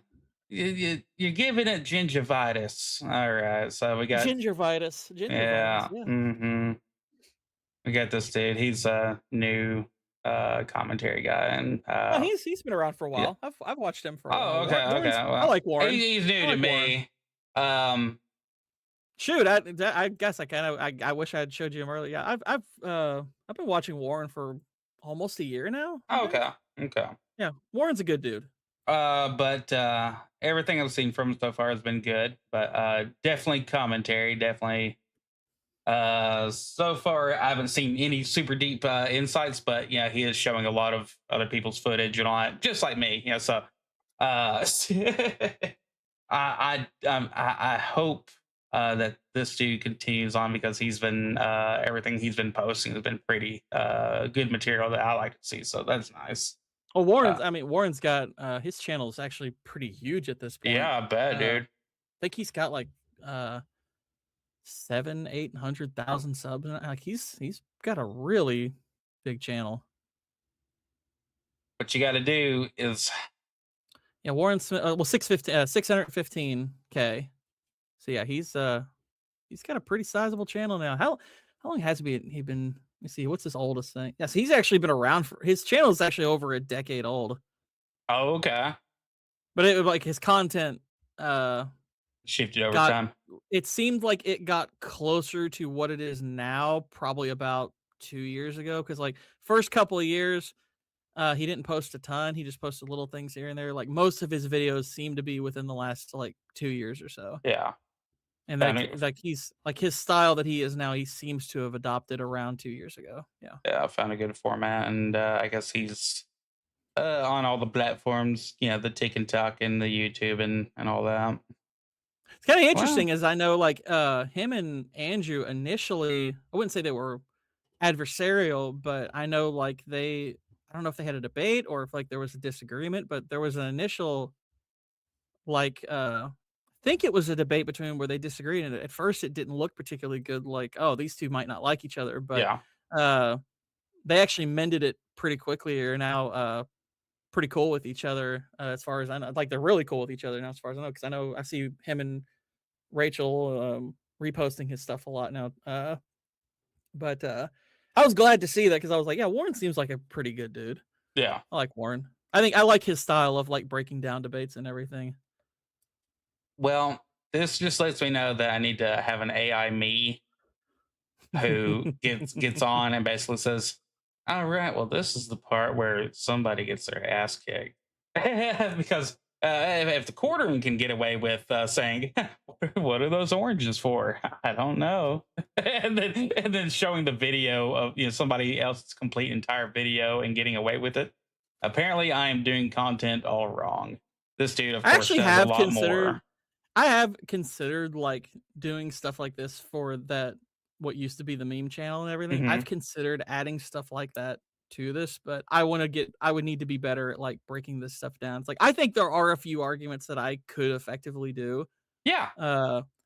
I know like when Rachel debated that one FemCon chick about 2 or 3 weeks ago, there was one argument in particular I've heard where, and I've seen this refrain a couple of times where they'll say, well, if you're against the 19th Amendment, then why are you out there voting? That's hypocritical. And I'm just like, that is such a low tier, stupid argument to make. I mean, but that is the most basic, like, go-to argument. Yeah, it's like I see people making that, and I'm like, that is the dumbest argument. And that it's like it's easily debunked. It's like that's an easy one to break down. It's like, okay, I could do ones like that, and there's a few others I'm sure I could do, but yeah, whenever I see them revert to that, I'm like, okay, sweetheart, I want you to imagine there's a country that's anti-war.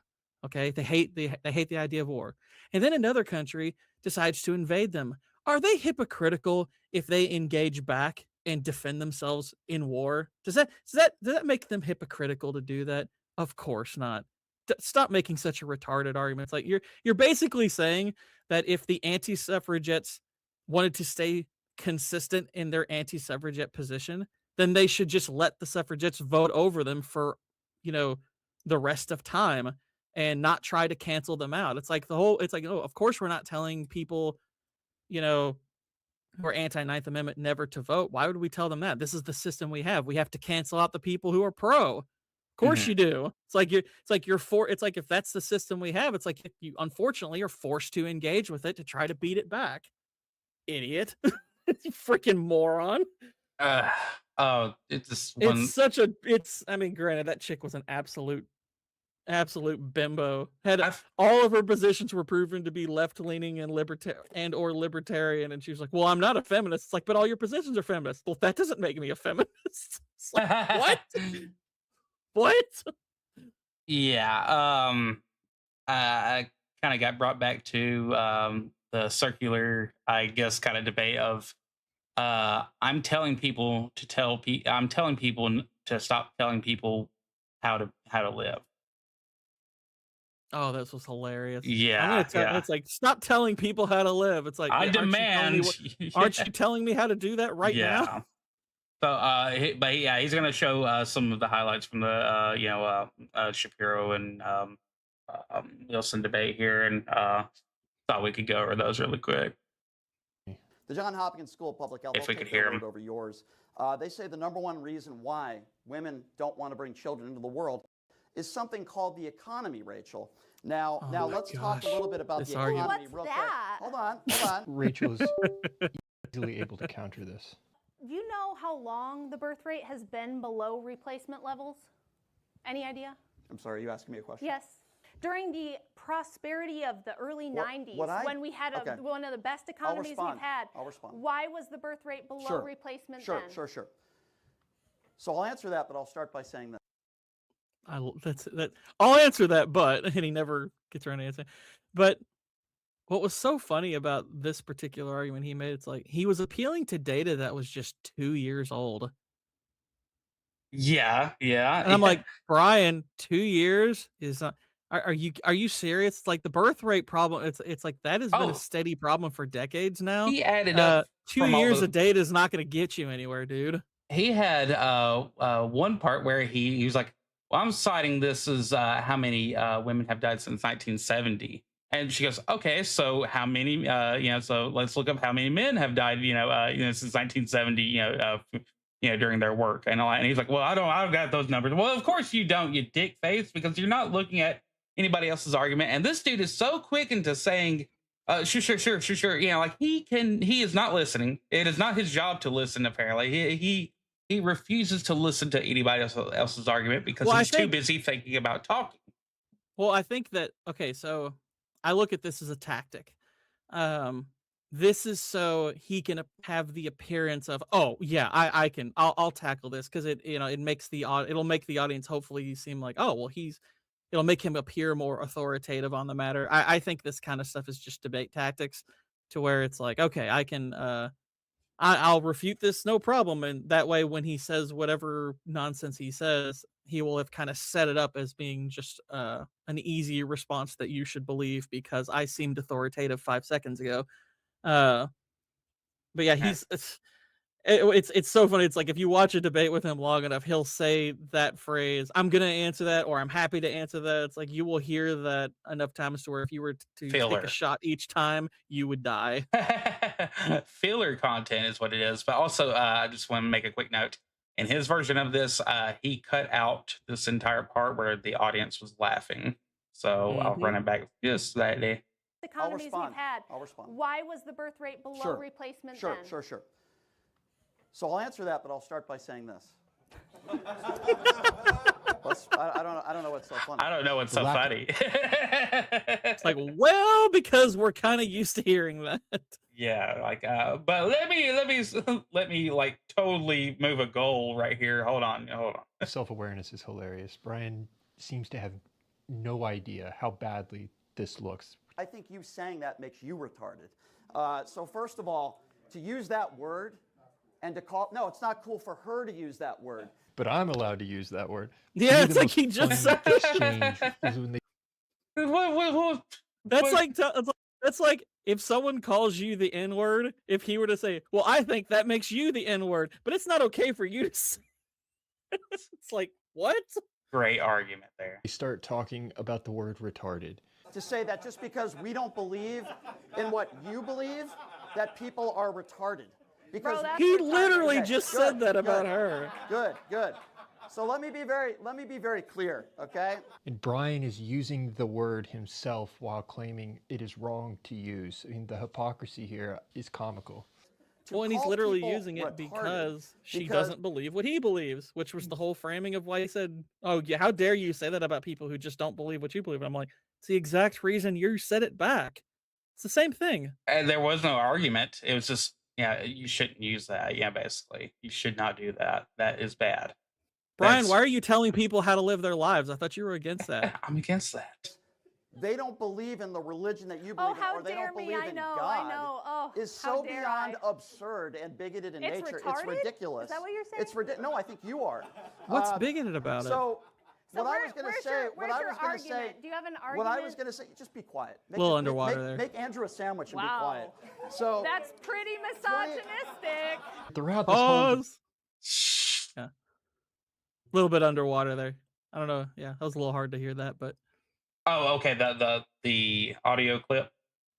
Yeah, it was a bit underwater there for most of it. I don't know if you have multiple tabs open, but that might have been sinking it a bit. But yeah, I think, Brian, you realize most religions would say that about other religions. I mean, there are some that have more of a, an ecumenist position to where they kind of have this we need to come together. We all worship the same God. There are some out there like that, but Brian, a lot of religions are not like that. It's like Islam sure as heck isn't like that.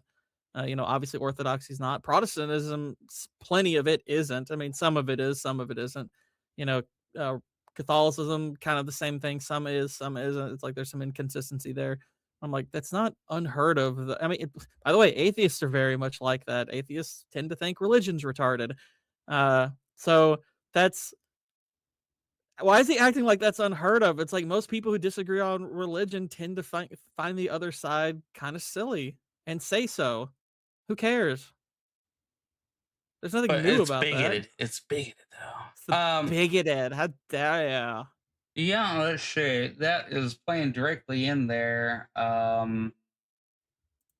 me make sure I'm gonna just mute That's a great face. Just by the way, that's no. It's a look of winning an argument against such a. You could actually take this screenshot and add the Kirby effect on Vex's profile picture. It'd be pretty funny, but I won't do that to Warren. I won't do that. Let's see. I'm just saying you could. Let's see how bad off the audio is on this debate. You can hear the audience laughing because it's so comically bad, and he seems to be oblivious to why they're laughing. 20 million. Andrew, do you have a cigarette? Because I need one right now. All right. Did that come through any better? Yeah, I heard that fine. Okay, that's weird. But yeah, he basically at some point he goes, could you just shut up and go make Andrew a sandwich? And yeah, so he's trying to play a little bit of God. Nailed it. Well done. And you got her. He reused that about 4 times. Mm-hmm. It's kind of like it's a common. I mean, like the ones that I see people revert to with Andrew or Rachel is like, oh, go make him a sandwich. Oh, you have multiple baby daddies. Oh, you lost to an olive jar. That kind of stuff. And I'm like, you realize they meme this stuff at this point as a joke. This isn't a bother. This really isn't a bother to them. So I don't know what points you think you're scoring by reverting to that as your tactic. And I'm just like, they don't give a crap about that anymore. It's like they've heard all that stuff. All their fans have heard that stuff. It's just like, it's a meme. It's just a meme at this point that they think is funny. So I don't know what you think you're winning there. Like she's happy to make her husband sandwiches. So yeah, and I'm just saying. His reoccurring joke, or even if it is a joke or not, Andrew says, and I'm happy to take all of her money, from her book and use it to buy more guns. So it's that they have no problem with each other. They're a good team. They're on each other's team. So whenever you try to go after that, it's not. It's it could be a funny, cute little joke one time maybe right there, but he is his stance is the exact opposite because he is definitely a male feminist. But he is what he is. And of course, at some point in the debate, he has to bring up Rachel's dead child, and she did a very good summary. This was weird. Like trying to gain like sympathy points, but because he brings up the fact that she lost a child, which if you've ever heard that story, I have. It's pretty horrible, but he brings it up so he can then go into a story about him losing his sister, and I'm like, this has nothing to do with the debate. No, why? It's like it's just. And what's kind of gross about it is, and this is the part, like, okay, everyone's kind of pointed out the fact that it's like, it's because obviously Rachel retorted with this. It's like, it's really messed up. It's like, I don't think she wants to think about her dead child in the midst of this debate. But I'm like, I think it's every bit, if not more gross, that he's using his dead sister to score sympathy points. I was like, that was the part I more noticed after the fact. I was like, dude, what are you doing? That is really freaking messed up. Yeah, because he tries to get into the performative tears. Yeah, and I'm like, what does this have to do with anything? Are you trying to show the people who think you're retarded that you're also human? It's like, we know you're human. We just think you're an idiot, and you're not helping yourself by bringing that up, trying to score sympathy points. It's just gross. What are you doing, man? You needed to have that lady up there, Gavin Newsom's wife, and have her talk about how she killed her own sister accidentally. And so that means that everybody in jail shouldn't be there. Oh, God. Oh, what a deal. What a deal. All right. Hold on. Let's see what else we can pull from this beautiful thing here. So listen. I know it's got to be embarrassing getting your butt whipped by a housewife. Wow. So he claims to be fighting misogyny, but when you look at these clips, many people on the left would recoil and claim that's misogynistic. He's telling her to make a sandwich, to be quiet. You're mocking me for making arguments, and yet you want to insult everybody that disagrees with you. Let me be very clear. I support. Wait, hold on. 10 seconds. At some point, I have to be able to respond. Okay, at some point you will. Finish the. Also, she's balking him because he doesn't make an argument almost the entire debate anyway. No, so it's like, that's more why you're being mocked, dude. You don't make any arguments. You make appeals to emotion over and over and over again. And you say you're going to answer something, but you don't. And that's why they laughed at you when you said that. It's because it's like, oh yeah, we've heard that one before. He's not having an argument. He's having a rant. He's there making a stand, but like, I don't think he understands.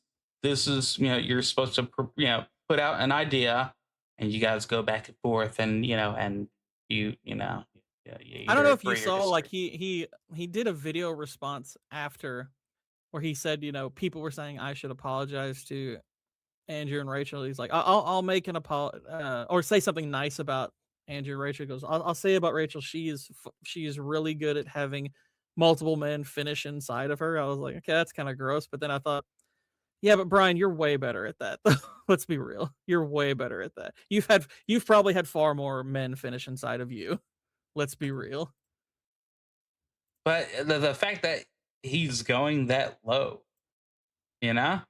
that's all he has. It's like he has emotional appeals, and when he's getting obliterated in pretty much every single solitary debate he does, it's like all he can resort to is personal attacks. That's really all he has.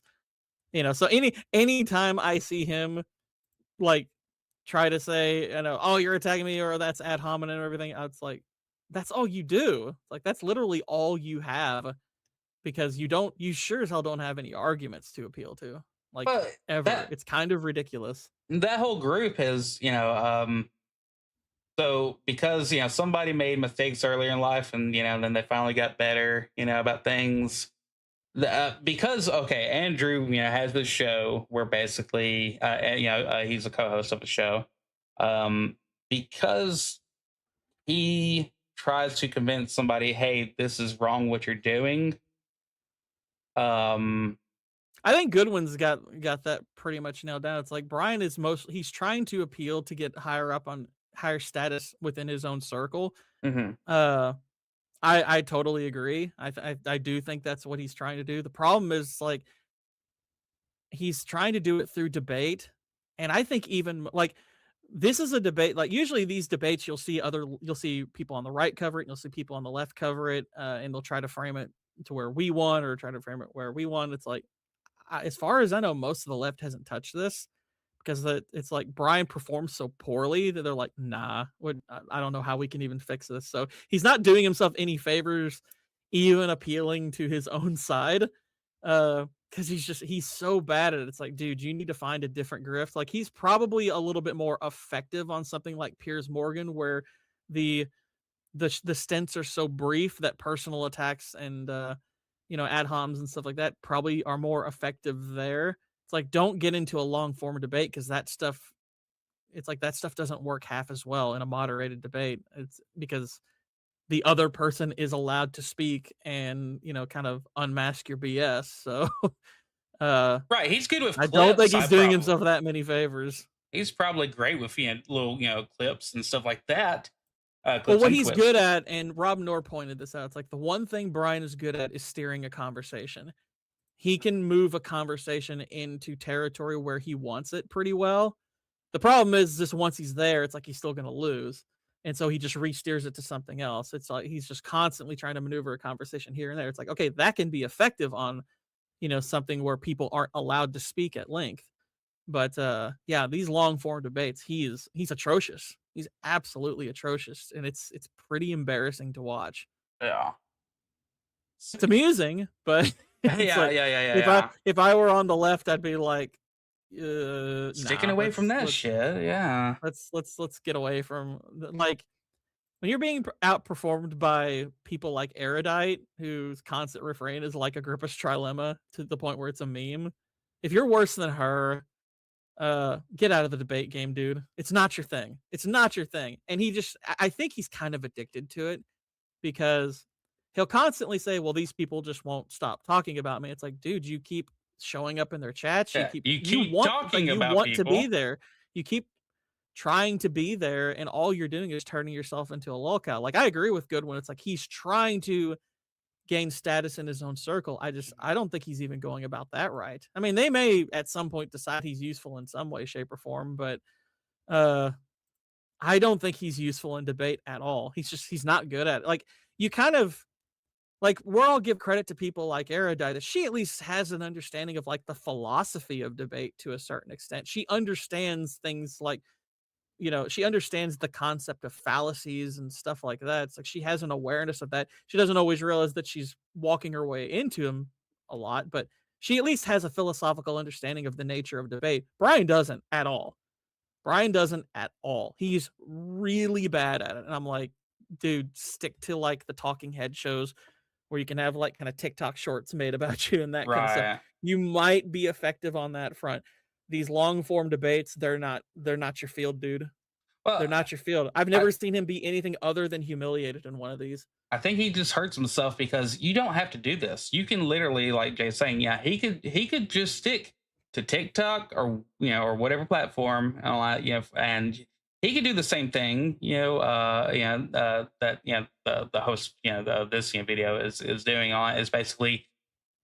Except for all he has to do is cut out more material to make somebody look bad, and then he can respond to it and be like, blah blah blah blah blah, and then take them out of context and reply to it, blah blah blah blah blah, and get all of his little glory points and stuff like that to fill his glory holes. I don't know, but the dude could just stick to that and make all the money he could ever want and never reply to anybody, and that's what a lot of people can do on YouTube. Like, hasn't he said he's been doing like radio for like 20 years? And like he's been doing what he's doing for a while now. I think he said like around 20 years, and I'm like, and you haven't even amassed.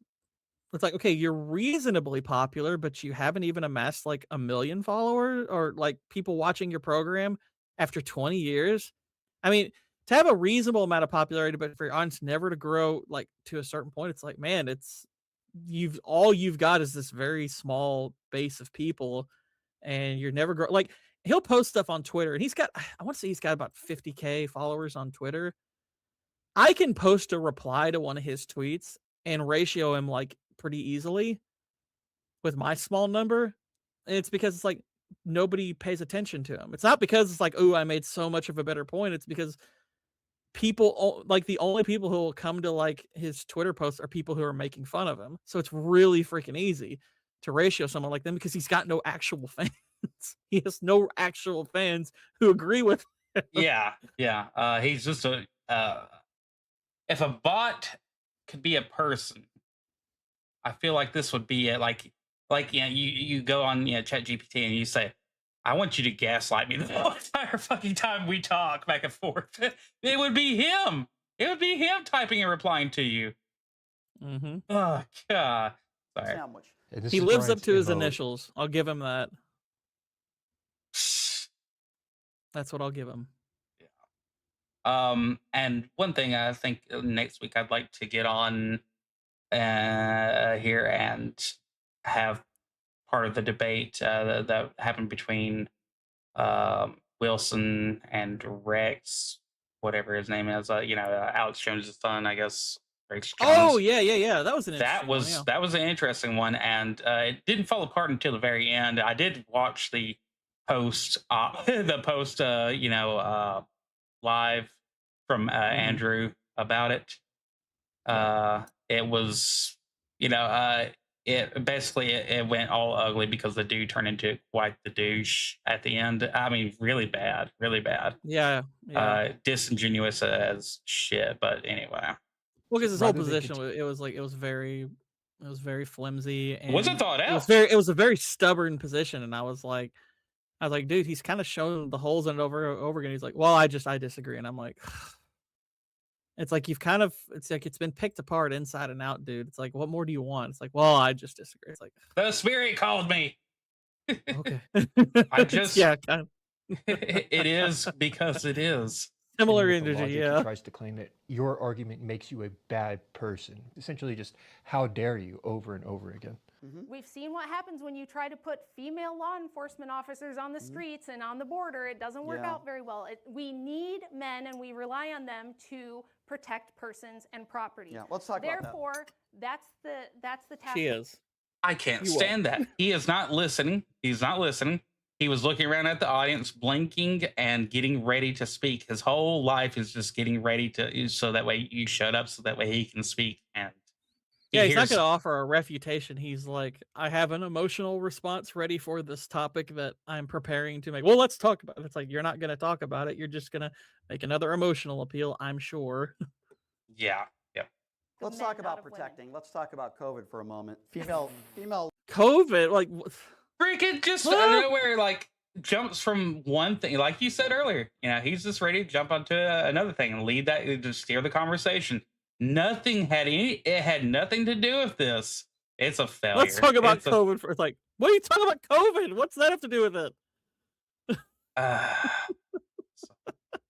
The men would have done. So let me ask you a question. Do you want us to look like a third world country? Is that what you want? No. You don't want that. Okay. Explain. Well, I think about COVID for a moment. Female leaders. Yeah, let's. Suddenly he throws in third COVID. world country is you're referring to. Laughable. It's just like, what are you doing? COVID. Okay, sure. Tell me how. Why are you laughing at COVID? Millions of people died of it. COVID. It had better tie back to feminism. This is that modality I was describing. It's just, how dare you? How dare you is not an argument. Why are you laughing? So, why are you laughing? We're laughing at you, retard. Yeah, like everybody. Why are you laughing at... One of my favorite parts, and it's I don't know if it's in this clip, is where when they are talking about the birth rate, and he says, well, it's because of the economy, and she brings up this was so funny. She said, well, no, that doesn't make any sense, because the only people who in the country who are having children at a replaceable birth rate are people in poverty. And he says, oh, so you're blaming the poor. And it's like, what? No, she's actually saying they're the only ones still reproducing, and it's like we have a our birth rate is a crisis. The poor are the only ones who are doing it right. So what are you talking about? Oh, you're blaming the poor? It's like, no, the opposite. She's blaming all the rich people who aren't having kids. Yeah. He is such a retard. That was probably that was a pretty bad part because he just absolutely, and he didn't even listen to that even after she corrected it on him. I can't, but yeah. So that was, yeah, that was. I recommend everybody, especially go and listen to her final 3 minutes. Summary closure, because I mean, it's a funny debate to watch all the way through, just to listen to while you're doing something else. It's funny. It's pretty freaking funny. Yeah, Gaslight the play, but yeah, there we go. So, okay, I'm just going through here and see what all we got left. Oh well, apparently. Hey everybody, these are my 2 ravens. They're not actually mine. They are I'm just taming them.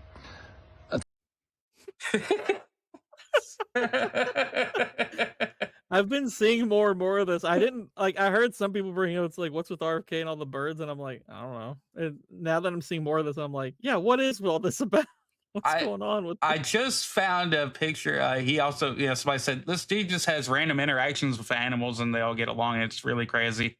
And and then he replied to some random person's, posts about him with a picture of him back in the, 60s or 70s riding on the back of a rhino. What the hell? But this was, of course, propaganda from Big Raven here. So I'd listen to more, but I can't stand his voice. I love him. I think he's a cool dude, but I can't listen to his voice for too long. He's entertaining as hell. I'll give him that. Dude's really entertaining. Exactly. Let's see. I was worried about him being in the administration because I'm like, look, he is a Democrat and all this stuff. And I mean, granted, he has some. It's like, okay, he has some base takes. That's fantastic. But where I'll give him a lot of credit, he's kind of stuck to his role as far as I can tell. Yeah, I like that. Consistent as crap. Mm-hmm. Because even back in the 80s, he was all about trying to reach out and defend a position, not just he did have meetings with Reagan. He told him that he didn't like the Reagan's during while Reagan was in office, he gave like a blanket to vaccines, and which and Reagan also kind of ushered in no fault divorce, which was a massive error. Like a catastrophic error. Yeah.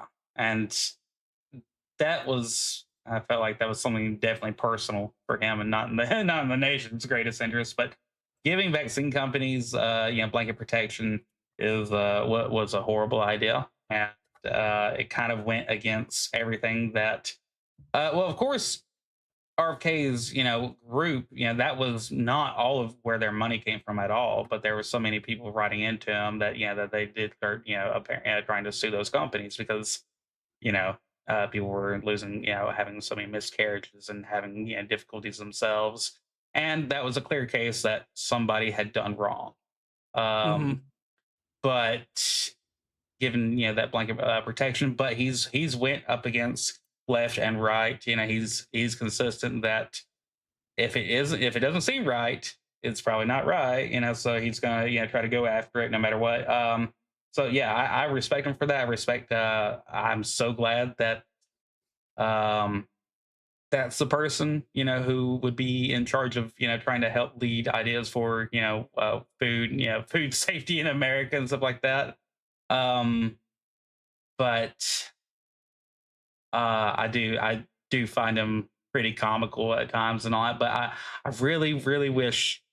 I really, like I said, I have a hard time listening to his voice. It's very distracting for me. So I prefer to read what he says, on things. But it's pretty gravelly. It's like underwater gravel, tank. But I did see this, and this was amazing.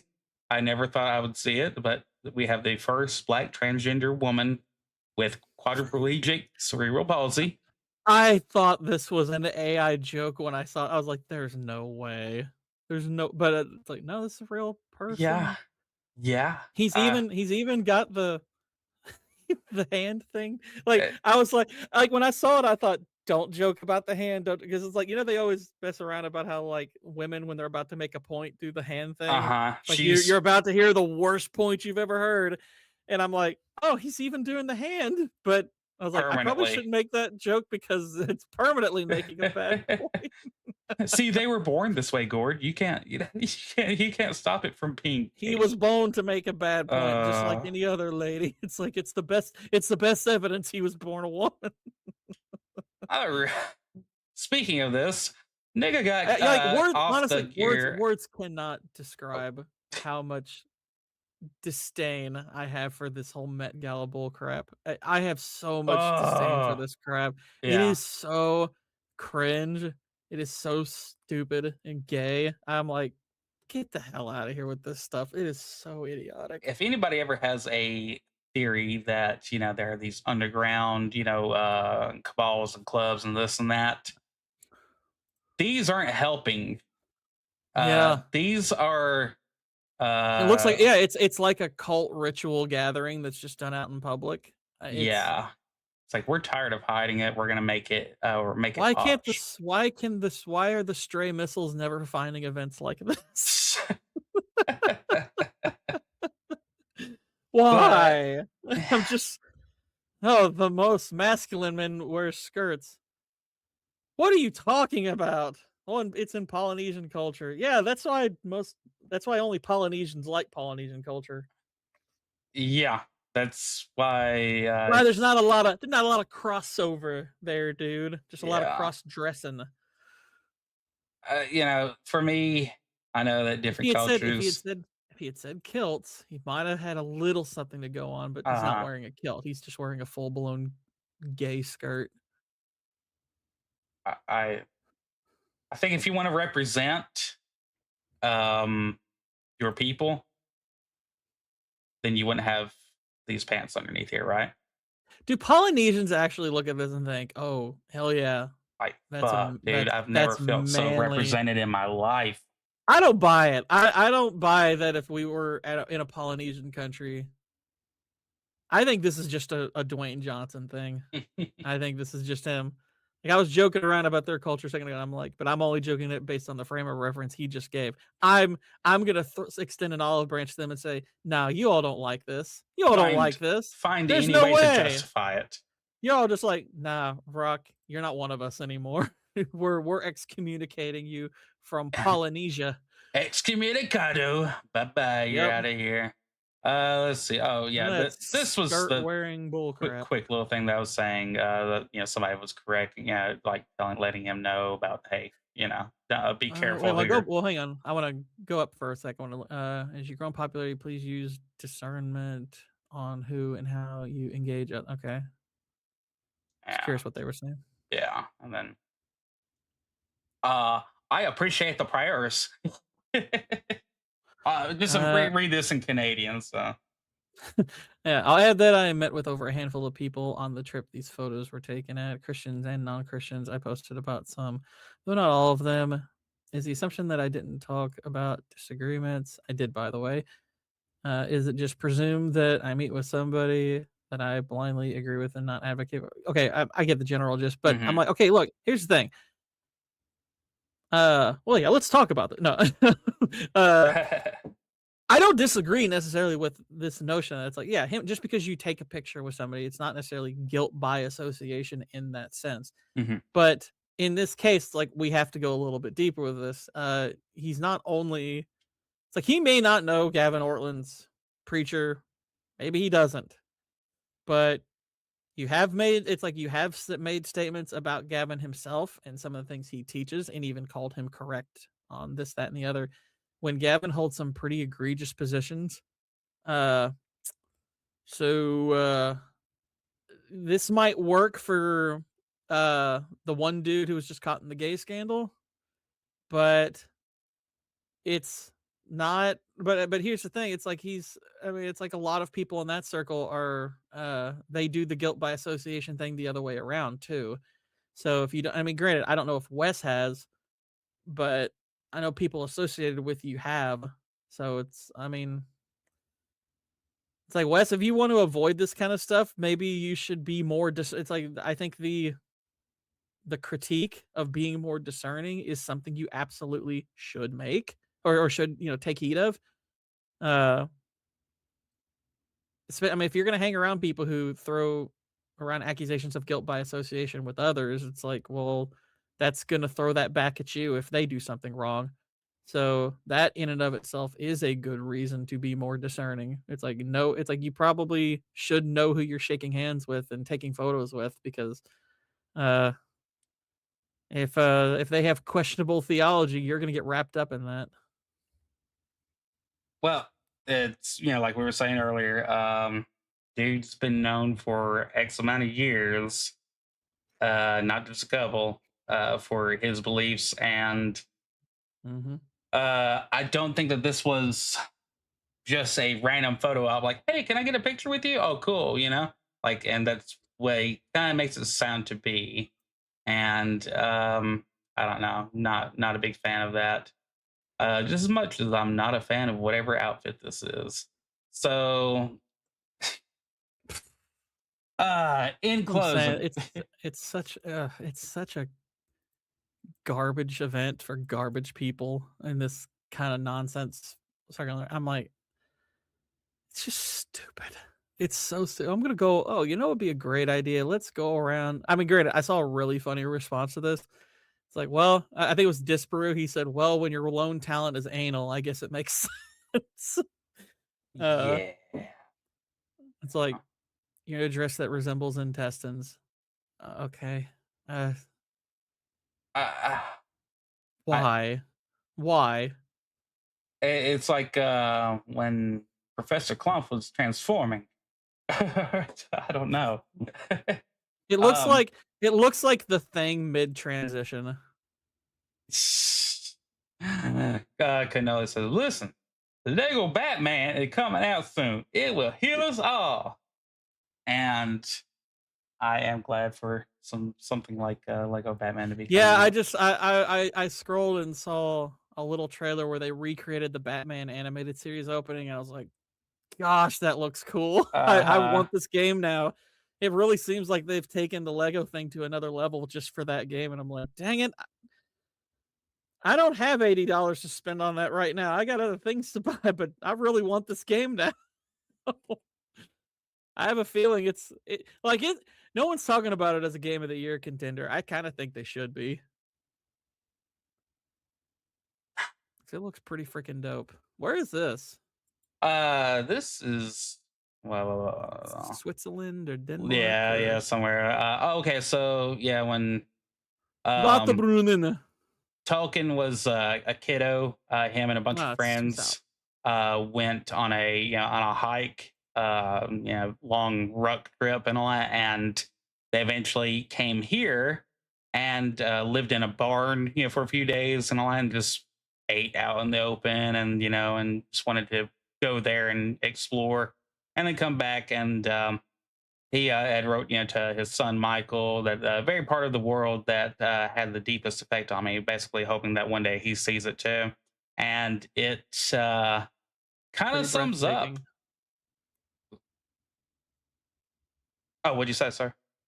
Oh, I was just saying that's pretty breathtaking. Yeah, I mean, wow, look at this. This little town kind of built around it. Like, if you've ever been up to like Pigeon Forge and Gatlinburg and stuff like that, some of those views are very beautiful.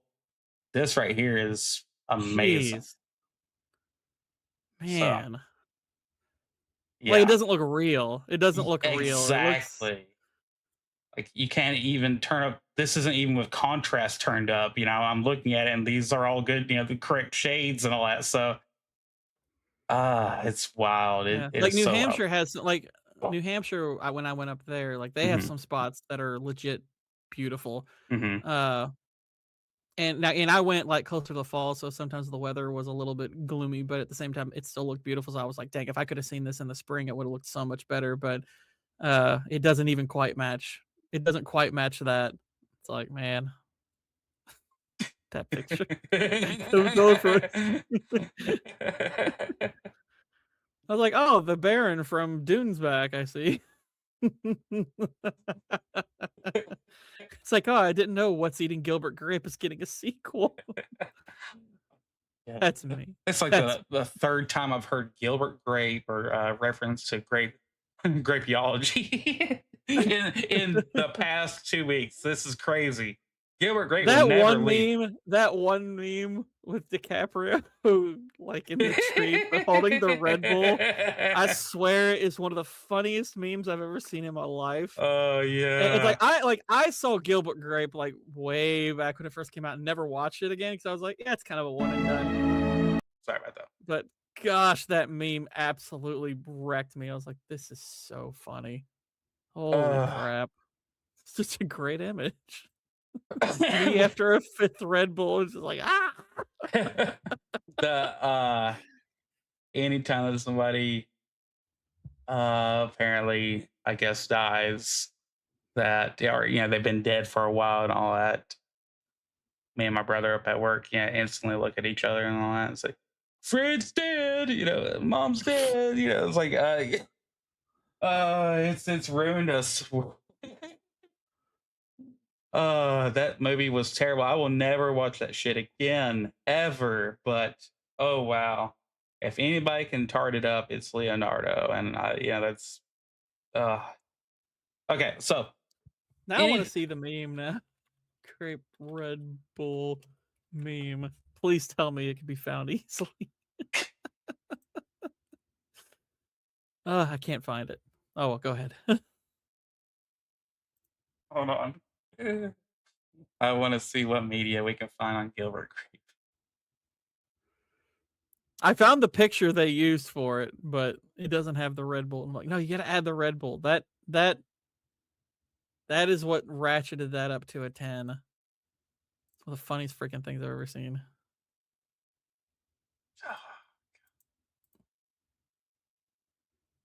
Dang it! There's too many real pictures from the. What? Why the heck? Yeah, really. It's too broad a topic. Red Bull. Dang it! I need you, meme. I need you back. Why? Why must you be this way? Okay. I thought we might get. I feel like Daniel Day-Lewis and like Last Mohicans. I will find you. All right. So for what? This y'all's Gilbert. Apparently we tweeted about this too. Oh, okay. I was like, I don't think it's going to be related in the same way, but it's still, I mean, it works in its own way just fine. Have to burn the whole thing down. Okay. See, we can't escape Gilbert Grape. This is me, and this is Back to the Future shit right here, man. All right. Mm-hmm.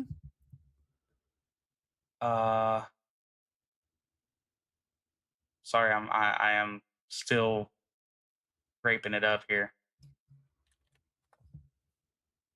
I wonder if I just search a Red Bull meme if I'll find it, but even that's probably gonna be hard because there's probably a lot of Red Bull memes. But still.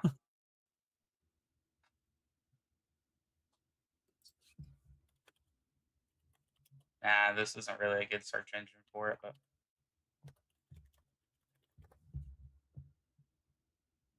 no. Red Bull can't handle here. What the hell? This nothing. Okay. All right, so that's a shame. All right, well, what you got going on this week, Senor Gord? Let's see. Yeah, we got Peaky Blinders finale. We're gonna be talking about that tonight. I still haven't watched it, so I'll be checking it out here in a little bit. I'll probably do another Saros stream this week, maybe a couple even. But yeah, it's there's obviously a good amount of Discord, like, oh, the game's woke, all that kind of stuff. And it's not to say there's not any of that in there. I think there is so far a little bit of it, but I think this, I'll say it's like the story is the most disappointing aspect of it, but it doesn't bother me so much that the story has some woke leanings. It's just that the story's not that good. I don't think the story is all that good so far. Can you give me just one example of the wokeness that's going on in there to you? So from what I've seen so far, like the two most pointed aspects that are, I guess you could say, fit into that category are, for one, there is some pretty overt diversity to the cast, to where it's kind of hard not to notice that they did everything they can to make this a very diverse cast. So you got an Indian protagonist looking for his Indian wife or girlfriend. You've got another crewmate who is a black lady. The leader is a female. Their pilot is an Asian guy, and it's like, okay, so it's just we're just checking off boxes here. I think the only like white guy is an older guy who's, I don't even know where he went. I think I want to say, like, when I was doing my missions yesterday, like, he was the guy who's also out in the field, but you see him at the beginning of the game, and I haven't seen him since. I think he's the one I'm talking to, but I'm not even positive of that. So there's, like I said, there's very pointed diversity in the cast. And the other thing is, so far, the primary antagonist, other than the world itself, is you work for a very, very generic evil corporation. Yeah. Like, I mean, man, it's big wheelchair. It's probably, like, I would say it's the worst thing about the story so far is the corporation is just ridiculously generically evil. I mean, like, guys, could you have written this with just a hint of nuance? Just a little bit? Like, one of the best things about Returnal is that, number one, it's singularly focused on one person for the most part, and I guess just the various people that are connected with her, there's given, some kind of loose references to, but everything else is kept very vague because it's trying to keep things vague to where you're just kind of getting aspects of her life sort of drip fed to her. You don't get a ton of information about who she, like the company that flew her out there, everything. They're kind of a fictitious NASA, but there's really nothing alluding to them being like bad or anything. It's just, I mean, it's a much more personalized story, and I'm like, it's really cool. Like, you're able to kind of discover the story along the way, and there's enough ambiguity to where you can kind of fill in some gaps, and it makes it interesting. Returnal's narrative works so much better than Sauros does, and I think part of the reason is because there's more human interaction in this game, and you can kind of tell that's not really Housemarque's strength, because whoever wrote this could not have written the dialogue to be more on the nose. Like, the dialogue's just flat bad. It's bad. I was like, this is kind of disappointing. But granted, I didn't have super high expectations for the story at Sauros, because I was just like, Returnal's story was so good that I was like, I don't see how you're gonna measure up to this. And like, I even thought, I was even a little concerned when I saw just the size of the number of characters that were in the game. I was a little put off by that. I was like, oh, this is gonna be a whole different dynamic, and I don't even know if you're all gonna be good at it. I didn't think they'd be this bad at it, but yeah, it's the interplay between characters is pretty rough. It's not good. It is not good. I was like, man, I think you all need to go back to just doing stories that are much more centralized on one or two people, and just focus on that dynamic as much as you can, because interplay between characters is not your strength. And like I said, the evil core is not, they could not, I don't think they can write that into worse. Like, the corporation, everything they do is just on the nose bad. The profit, it's like profit analysis. This is an acceptable risk. That's an actual line. Is a robot saying profit analysis. We have deemed this an acceptable risk. Yeah, I was listening live with you during that time while you were streaming it. But yeah, it's like, are they evil? Is corporation evil? Oh, gosh. When AI writes your script. It's that's bad. sad. But it did have a better. The gameplay is great. Gameplay is fantastic. The boss fights that I've done so far are fun. I think in all likelihood, I'm still gonna. I think it's a near certainty I'll come away saying Returnal is the better game because I think the narrative is part of what makes Returnal considerably better. I think having, if your gameplay, like Saros might ultimately, I might come away thinking Saros has slightly better gameplay. Possibly, we'll see. I'm still iffy on if I like their progression system more than Returnal's. But whenever you are comparing games, if they're close on the gameplay front, if one of them has particularly a far superior narrative, I'm gonna say that's the better game. So I'm gonna guess that I'm gonna come away from this saying Returnal is a considerably better game overall because it has the narrative working in its favor. Whereas for Saros, it's kind of a big weakness. To me, I was looking at it and maybe I should have been watching it on a bigger screen, but does it look like it's a big upgrade at all from Returnal's graphics to you?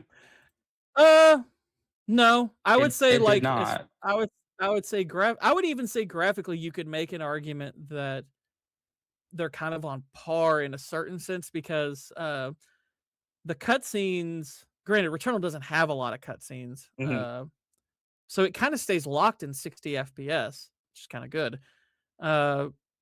Saros seems to kind of jump between 60 and 30 for different spots, depending.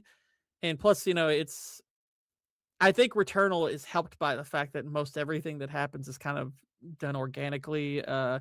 It's kind of revealed in the midst of playing, whereas, Saros is kind of forcing you to stop and talk to people and stuff like that, which granted, if the interplay between characters was good, that would be awesome, but it's not.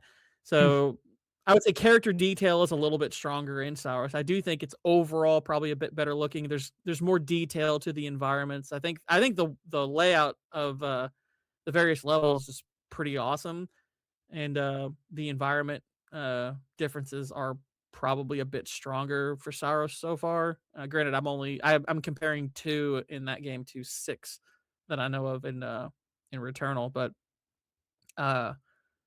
I do think the sound design in Saros is definitely superior. The sound design is outstanding in Saros. Holy crap, it is really good. Yeah, the music was rocking. The music's really good, but just like the sound design of like the way, like the weapon sound and like the impact on different enemies, sound design is absolutely killing it in Saros right now. It's like, man, it's one of the best sounding games I've played in a while. When you got headphones on, you're getting to, feel all of that firsthand. It's like, dang, this is good. It's like, it sounds great. So I do enjoy the game a lot. I'm having a really good time with it. I'll happily play it enough to platinum it, but I'm already willing to say I think Returnal's almost certainly going to be better. Okay. When it's all said and done. Well, let's see. Any reviews coming up? I am working on my next Rings of Power video. I'm trying to do a shorter one. I'm hoping I can get a structure down to where I can do the rest of the episodes shorter before season 3 comes out. Because I'm like doing it all of them exhaustively. It becomes just that. It becomes exhaustive. And ultimately you feel like you're saying a lot of the same stuff over and over. So I'm like, look, I'll just try to give a general gist of what's going on in the plot. Yeah. And well, people can refer to your older videos if they want a further breakdown of how wrong everything is. But right, exactly. Like in the more like the egregious stuff, I'll try to point to. The good thing is this particular episode, I think, lends itself much better to a shorter one because I would say the 5th episode is probably the least offensive as far as like the craft of filmmaking or showmaking is concerned. Though at the same time, this is the most memeable episode. There's a lot of funny memes in this episode, like a lot of them. Good. So it'll be easy to just go ahead and point them out and get that put in there. Hopefully, yeah. Let's see. As far as me, I've been playing Crimson Desert. Yeah. And it's the first newish game that I've bought. As I call it a new game. It's the first new game that I've bought in a long freaking time. So, and I feel like Crimson Desert is kind of becoming like a modern Skyrim in a lot of ways, only not so much because of a lot of mods, but because, like, my issue with Skyrim was and remains that the modding community is what made Skyrim what it is. True. But I don't think that game offers nearly as much freedom as most people does. Because I'm sorry, the combat is so mediocre in that game that I don't think that it's a truly customizable experience. I mean, there's things I love about Skyrim. I think it has one of the best video game soundtracks of all time. It has fantastic atmosphere, even despite like kind of its graphical limitations.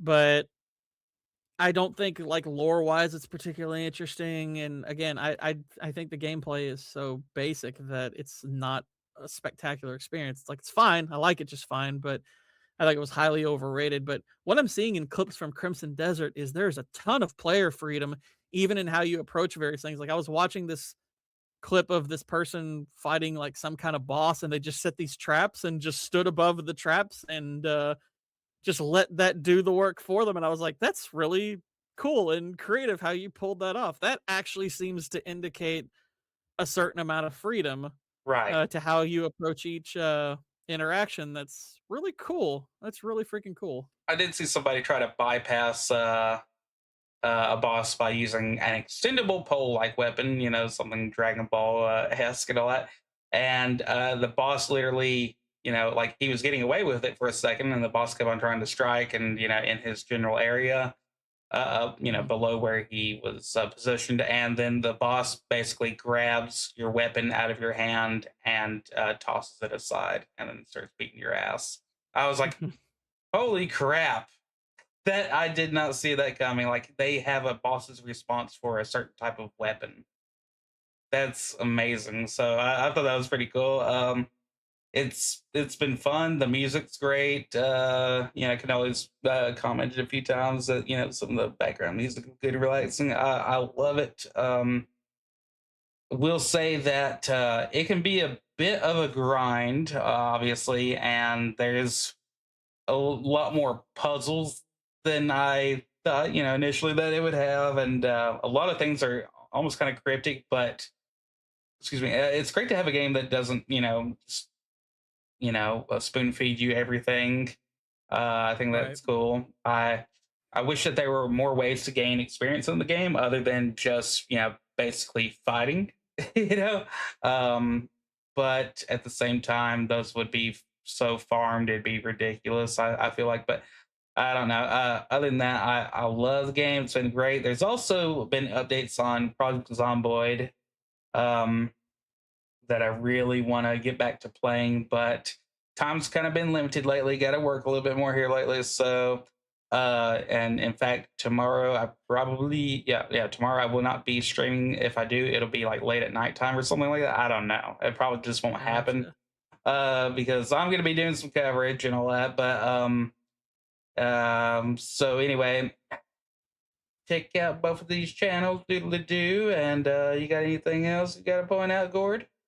Nope, that's all for me. All right, well, as for me, what we're going to do is finish out. I got to listen to a little bit more Space Wives before we go. Is that good? That sounds fantastic. Let's do it. Hugo says. All right. Y'all have a great freaking day. You'll hear us laughing in the background.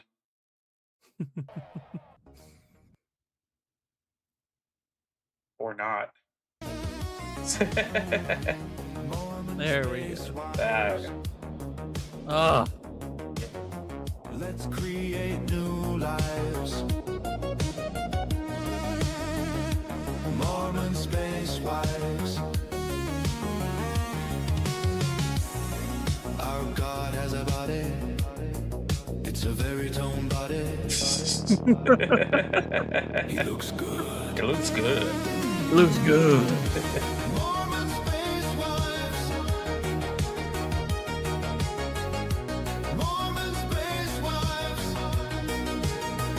It's such a banger. There we go. Here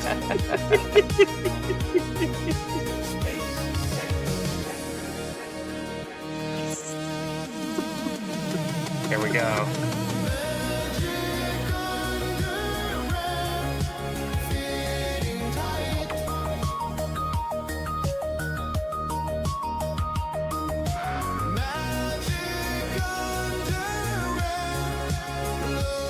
It's almost like he's singing it too.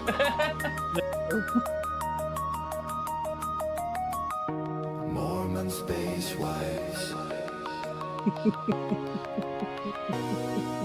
Lords of color. Yeah. Intimacy with you on the planet of Naboo. Magic underwear, it's so tight. Magic underwear feels so right.